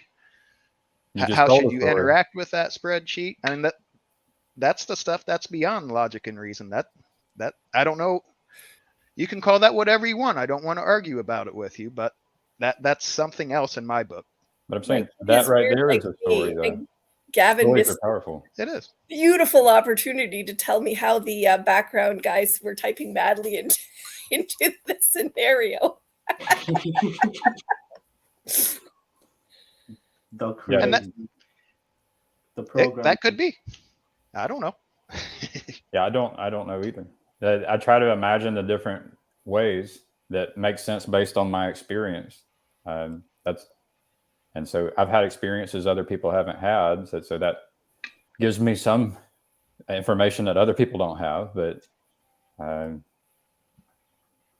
yeah, honestly, I don't know. But like I said, I think it's really important to develop the people who can develop a skill, and being able to imagine explanations for the situation they bring an extremely valuable skill to the table. It's not, and I'm not saying that's more valuable than every other human. I'm just saying that it's an important skill among all the important skills. So And then I just point out, like, when you tell yourself a story about, I'm saying, Neutrino, you're telling yourself a story, and stories are powerful, right? So, like, it's like the thing about, you go into a room and there's a key and a door to the next room, and it's like every story we tell ourselves is like a key that opens a door into another room, and we can end up inside of a castle with this whole worldview. But you could get all the way back out of that castle and just start with a new axiom, a new fundamental axiom, and start exploring those rooms in an entirely different castle. And that's what humans are. Humans are these collections of stories we believe are true. Yeah. So, but they're all delusion. That's the strange thing. They're useful, and they cause you to be who you are. And I love people, and this is what is very connected to people. But is it true? Would you do this even if you found out that none of this was true, or that all of the things you couldn't tie yourself to were true? Would you do it anyways? I like to think so. I certainly hope so. Definitely. Me too. And I don't worry about the truth. I really don't worry about it. Yeah. I kind of like to go back to Plato's cave in the wall. That I think there is a truth. I think to some degree, whatever story we tell ourselves, we can't tell a good enough story to encompass all truth or pure truth. So what we get is our version of the truth, and hopefully that's at least somewhat close to the real truth. But it's hard to kind of tell. We kind of have to live a life and interact with people and there's process things. There's side effects. Like, when a belief system will have trade-offs. There'll be benefits and there'll be costs, right? That's what I like to look at. And so, you could then, try to argue yourself into a belief system that is least risky and produces the least amount of harm and provides the most opportunity for being helpful to people. Like, I'm not saying I've done that, but that is something I've tried to do. Maybe you have done it and don't know. Teo, what are you trying to say? Oh, I have no idea. That is a dangerous question. Oh, yeah, I have no idea what I'm trying to say, but I think I'm more with Neutrino, and I think the conversation that's being had now, it's trying to match the story, whichever story, and yeah, I think.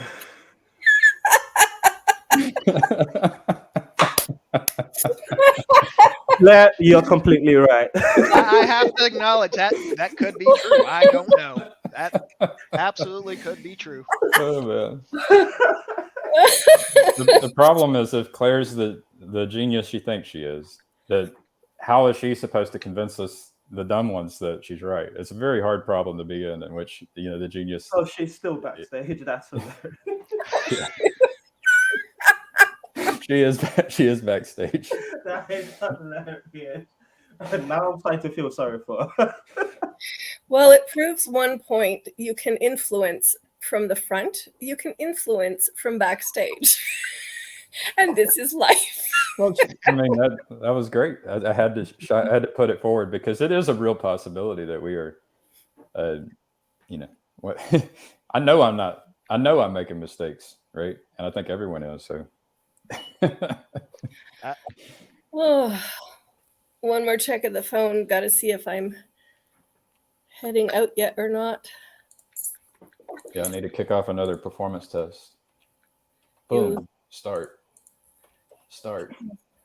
So far, you have saved me from succumbing to cleaning this place up, which I only get to avoid for another few hours because, yeah, I have things leaving here that need a space in which to leave. Oh, shoot. This has been delightful. I should say goodbye and actually use at least 20 or 30 minutes to do something. Well, I'm glad you jumped on, Sandy. In the world. Thanks. Cheers, Sandy. Cheers. See you later. I mean, there is a question. What should we be talking about, right? I don't know. Just to, whilst Claire was on, just to keep the spirit of Claire alive for longer on the stream, while she was on, I took everything she said to be pretty much Andrew Tate's theology / motivation for joining Islam. And I would challenge a presumption that Christianity, Western Christianity, is dead or is completely failed.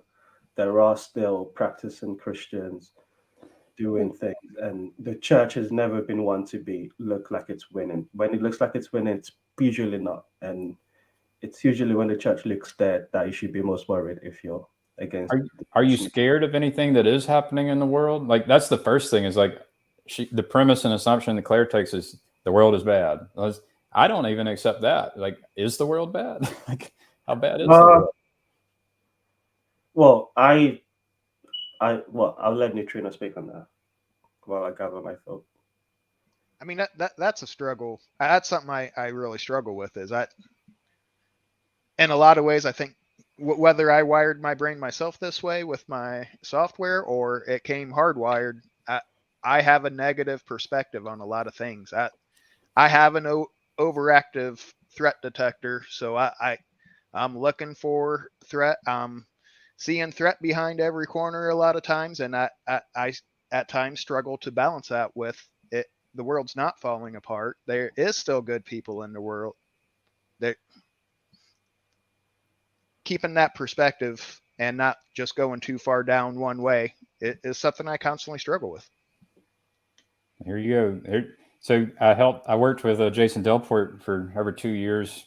I helped build his website for this convective heat engine. It provides water. You can be used to build a city. Did you know Chad worries about the unintended consequences of this stuff? And so I just bring that up, do my pitch. And the question is, like, is the world a mess, or do we have problems? And then, how do you know your solution is not going to make things worse? It's hard. It's hard to know all of that. And then you can have strategy. And I have some experience with strategy as a software engineer who's helped try to refactor complex systems, right? So I would say there are very few people in the community who's had that kind of experience. And if they have, I'd like to talk to them. I think Mark Lefevre might have some of that experience. I just have to learn how to talk to Mark because he likes to interrupt. I'm sorry, can you say again what experience? I know you brought up the CHE. Well, I had 6 years writing software for the situational awareness and interoperability for the Army's missile defense systems. And basically, and then, banking system for some receivable stuff at US Bank.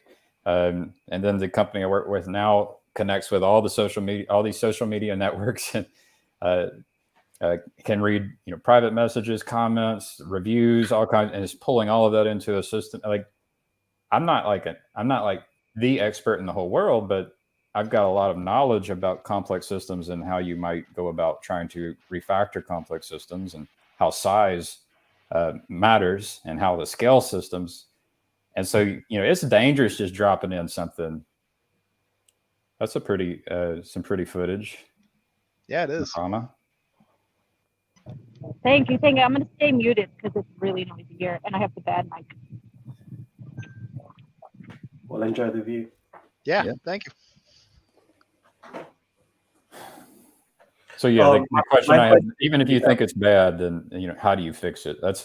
That's a problem in and of itself. Like, how are you so sure that your idea is going to work, and how are you so sure that you know how to actually implement that idea? Right? There's all these problems inside of problems. But go ahead, Taylor. The way I understand, because I'm not sure if I think the world is bad because I'm not neurotic, but at the same time, I don't see. I think I take my understanding of the Christian perspective, which is, the illegal god of this world is bad, and there will be a time where the real king will come, but until then, we're living in a upside down world, so to speak. So in that case, the badness of the world doesn't surprise me or doesn't overwhelm me, because faith. At the same time, I think what you're pointing to, Gavin, is the complexity is too complex for anyone mind to take on, and you can identify specific problems, but like you rightly pointed out, even in your attempt to solve that specific problem, there will be unintended consequences. That's literally what human history is towards, just unintended consequences after unintended consequences. So to presume that any one person has the solution, I'm very skeptical. That apart from the one that said it died and came back 3 days later, I think he's got something to say about it. I think that's really well put too. I don't see how anybody can truly confidently view the future and say, "Oh, this is what it's going to be. That means this is what I do." So I'm trying to do it. So I created a blog, herolfg.com. It's got version control so that when people tell me I'm wrong, I could correct things and attribute the corrections to people. I'm inviting instead of imposing. I go and try to help people who seem to have goals that are helpful, like the convective heat engine. You know, the aim there is, well, maybe everyone in the world could have access to clean water. That would be nice. Yeah.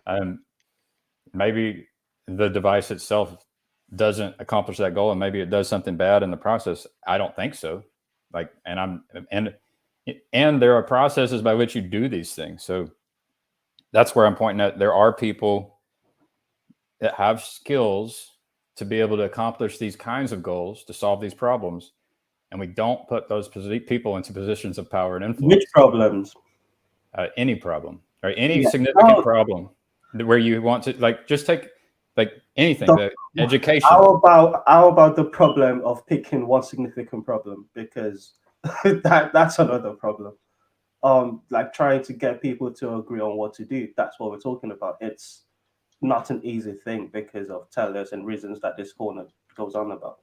So what would be interesting is if people who identified a similar problem and thought that was the most important, they could find each other and help solve that problem together. So I don't even have to make a judgment call to think whether I agree with your problem or not. And this is the way I approach Claire. It's like, okay, you want secular Coranism. That's your goal. That's your stated goal. Maybe I can help you accomplish your goal. I'm not even going to judge if that goal is good or not. And here's some things I've learned about it, right? I think you should judge whether the goal is good or not. Well, the thing is what I've learned is people aren't serious about their goals, right? I'm tempted to say that almost all humans on Earth are not serious about these big goals where they just go to a voting booth and think that they're going to accomplish their goal. I can be convinced that that's true. Yeah, that's true.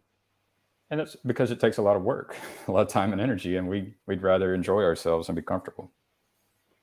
It sounds easy to say, find a goal and follow it, but that's actually pretty difficult, I think. That's the problem. That's a big chunk of the winning crisis is which goal should I pick? Which of these, the combinatorial explosion of finding a purpose. So you could try to grow a garden, right? You could try to grow a fruit tree. Grow a bean. Grow a pear, PEAR, pear. Grow a bean is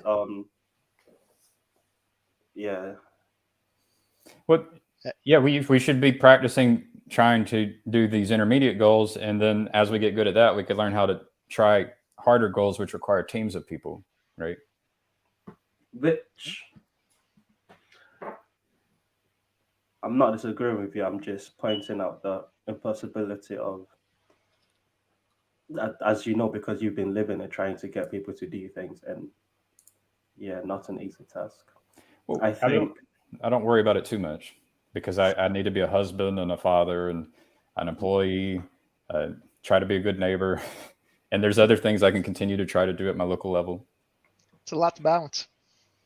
Try to keep them prioritized properly. And I other than try to do things what's correct for you, I'm not sure what else we can do. Well, we could figure out how to do an election system better because our election systems are not very good. There's this thing I did in high school where we pretended to be a government, and it's like there's nothing wrong with us pretending to be a government. We could even try to collect taxes and decide on how the taxes should be spent. There's nothing stopping us from doing that. I think it's important to do, because if you don't, I'm going to go back to Plato for the forms, but we kind of have to form in our mind what is the right way to go, what is the right goal, what is the right way to be about things, and then that's going to be separate from reality. And okay, which things can I kind of bring closer to what my ideal is? But it's a messy process. So what's cool about technology is that,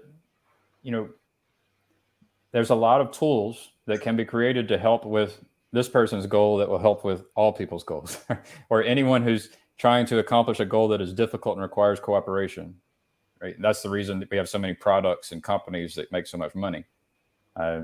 So that's the reason I'm interested in tech support, is because, it's a technical problem, learning how to do an election properly, where you allow the best candidate to be selected and elected into a position of power. And maybe it's not democracy, right?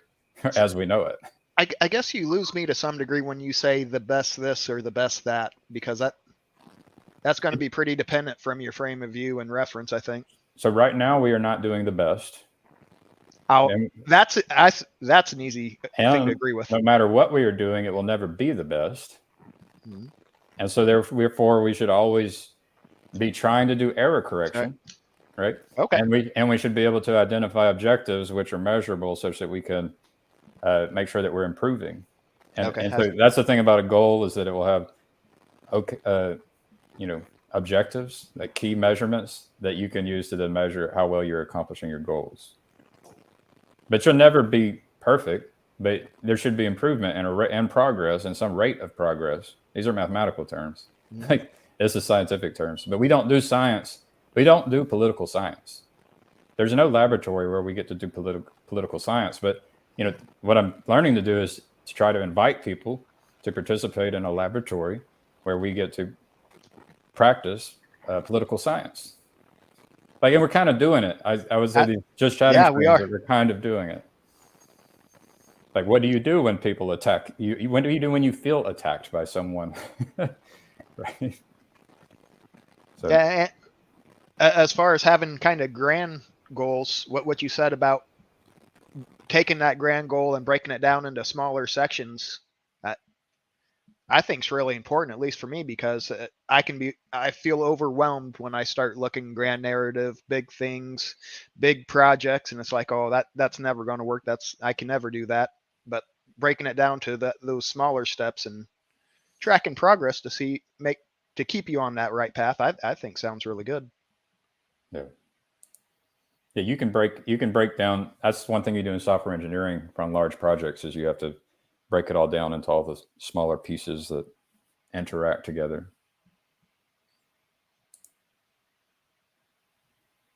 You do that with any kind of engineering.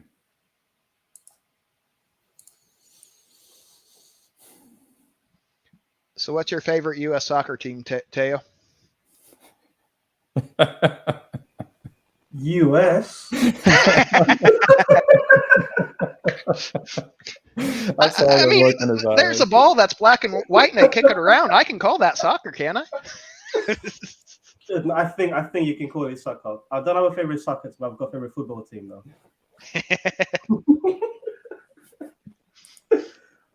See, actually, I would say LA Galaxy, but that's because they were the only one that I knew back in the day. But then the team that Kaka played for, I think Orlando something, I don't know. Yeah, but that's pretty much my knowledge on US. I went to one Seattle Sounders game, and not a big soccer fan, but it was really enjoyable to go there. It was a good atmosphere. Like people were cheering, and even in the US, there were enough people in the seats to have a good time with it. Oh, it's definitely growing compared to 10 years ago. Let's say and you've actually got a good national team as well that the world looks like. Oh, you've got some good young players, but I'm as a soccer fan, I'm kind of, my team aren't doing so great this season, so I step away from my from my family. I'll wait till next season. We've got some young players brewing, but I'll wait till we're back in the Champions League. And yeah.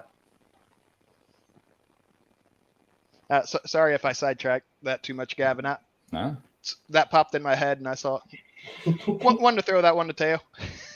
Yeah, my temptations at this point is to call it, or to pull in Claire to have the last word, or whatever. So yeah, I think I'm going to have to get off here before too much longer. But if you want to pull Claire in, just seems like we're under a restricted time frame, so we can only go too far or so far down the rabbit hole. I think your point is that she can end up saying things that rise on people's threat detectors, basically attacks or whatnot, or accusations, and then it could even lead to conversations that are, I don't know, how dangerous. What's the most dangerous conversation?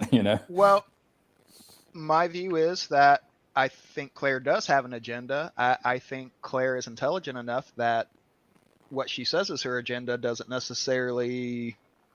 isn't going to necessarily match what her agenda is if she does not want it to be. Now that is an accusation of sorts. I don't know, but I think she's intelligent enough to play that game if she desires. And as far as what topics are off limits, yeah, I mean, that's a question everybody has to answer. There's certainly rabbit holes I am unwilling to discuss in any way, shape, or form, and definitely not here publicly on YouTube. All right. Well, I've got a little while. How do you feel, Teo, if I let her in without her camera on? I know you say you like her to have her camera on, but she doesn't have her camera on. Yeah, I'm willing to have a conversation with almost anyone. I think the fact that we've spent the last 3 hours talking about how dangerous talking to Claire is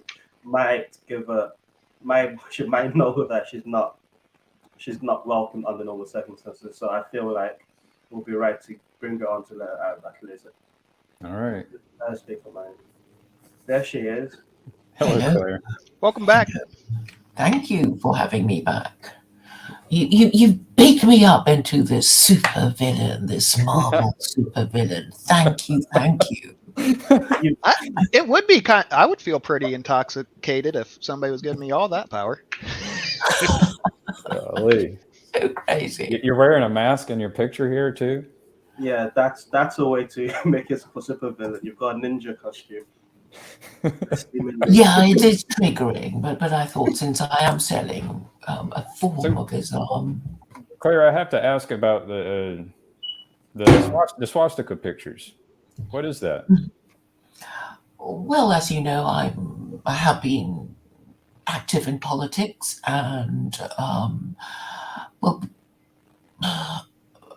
you go to meetings, you go to dinners, people hear about you, and then they invite you to join their party, and you join their party, and you continue saying stuff that you know is a bit edgy, but you think you should say it anyway, because what the hell is the point of not saying anything? And you get into trouble, you get expelled, and without a political party, I thought the best way of showing my commitment to the cause of nationalism, which I want to define as government in the national interest, is to get those photos taken to show that I kind of see the pain of the white urban proletariat. There's a difference between posing with BNP or even UKIP and those pictures. So why go to that extreme? You could show your nationalism by, joining BNP. Yeah, I have joined. I did join the BNP when they asked me to join. They were going to make me the London mayoral candidate, but I was expelled for saying stuff on the Victoria Derbyshire show on the BBC on 5 Live. You can still read the transcript and hear the exchange even now.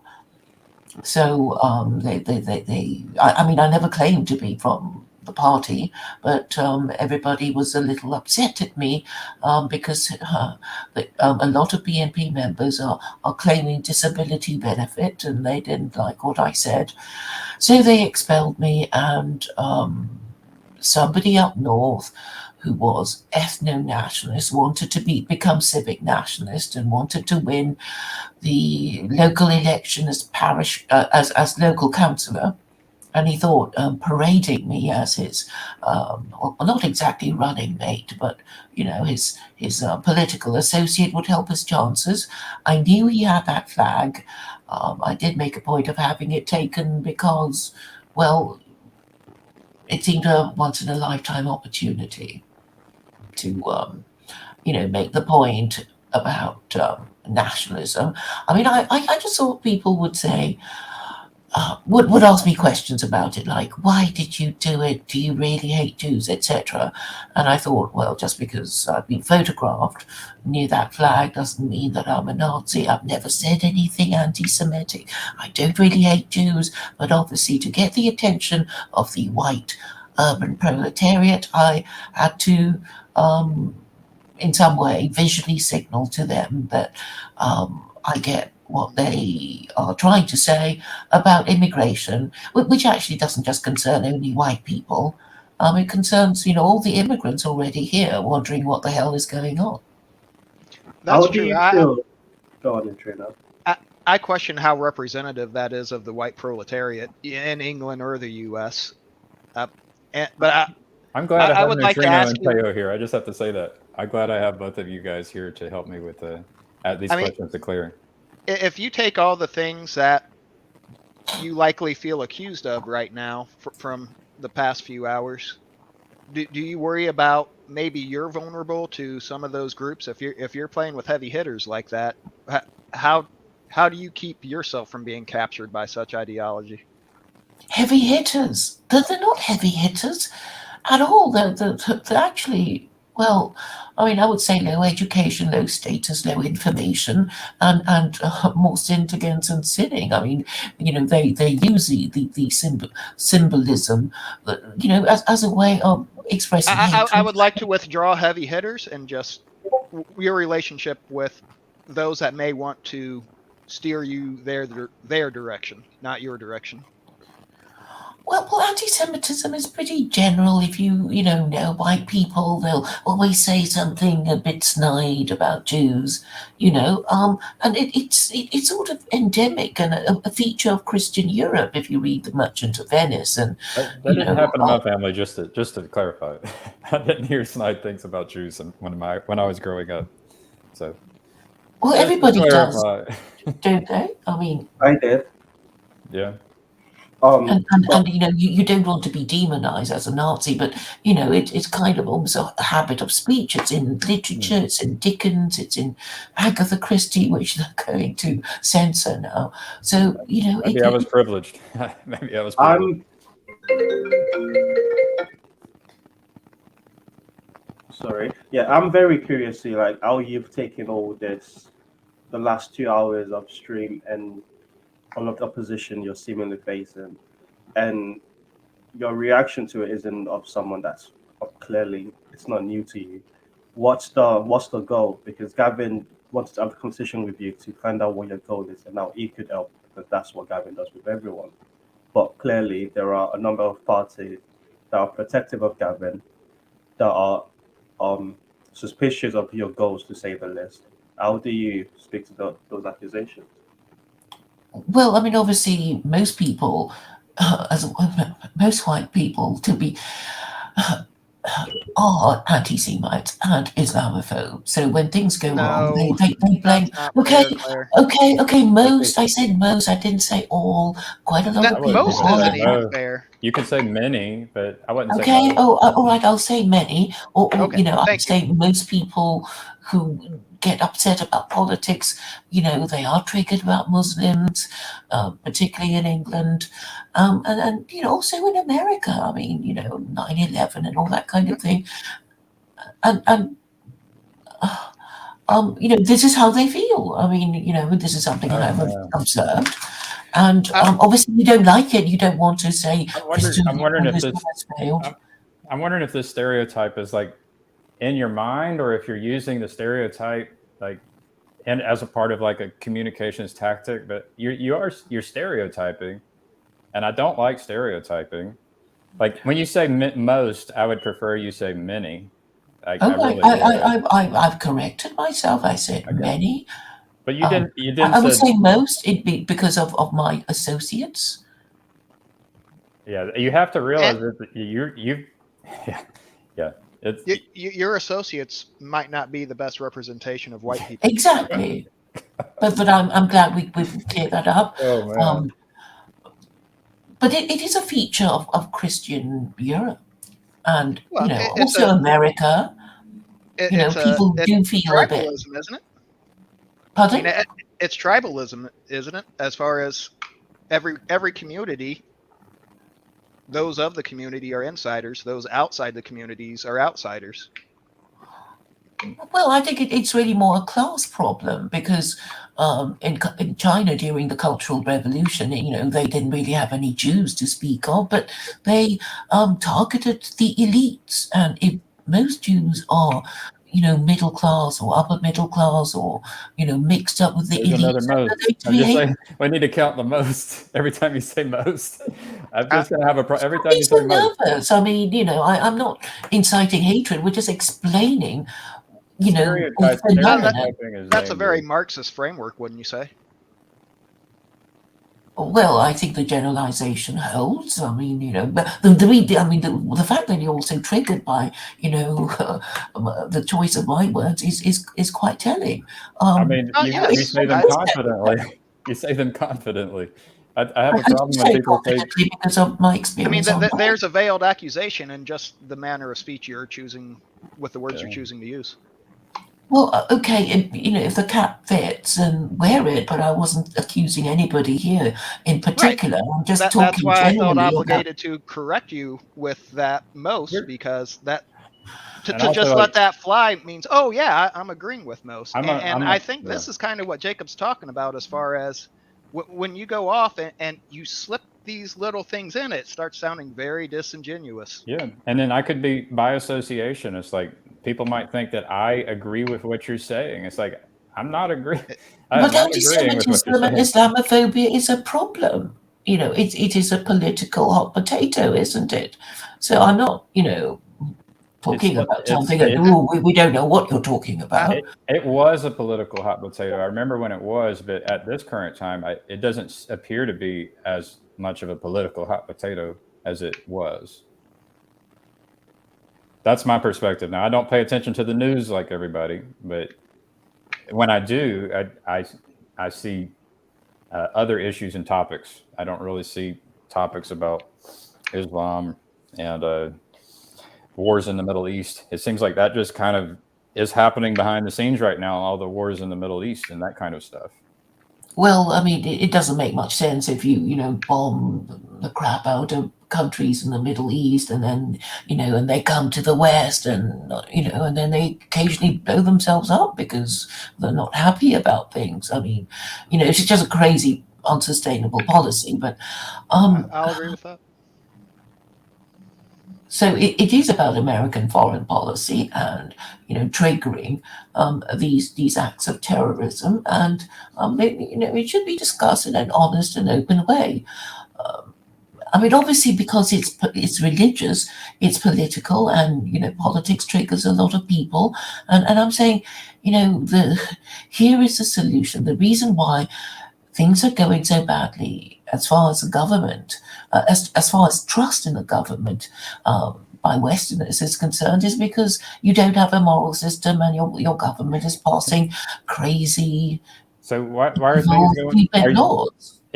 So when you say things are going so poorly, is that just like all the policies at the federal government, or are you talking about like in the lives of individuals? Like, why are you like what exactly is going poorly? Well, I'm talking about school shootings, the most recent school shootings, rising crime, rising prices, the imminence of Third World War. I don't know if I think that has more to do with a system that is corrupt that does not select the people who are the most competent and the skills that are necessary in order to do the most good in the world. I feel like the whole system has been corrupted. I don't think it's the moral fabric.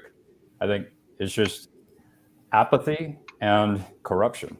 Because you don't have an official religion in America. I mean, that's what. I don't think that's it. I think people are like, you can even look at people who do have an official religion, and they will tend to stay out of politics.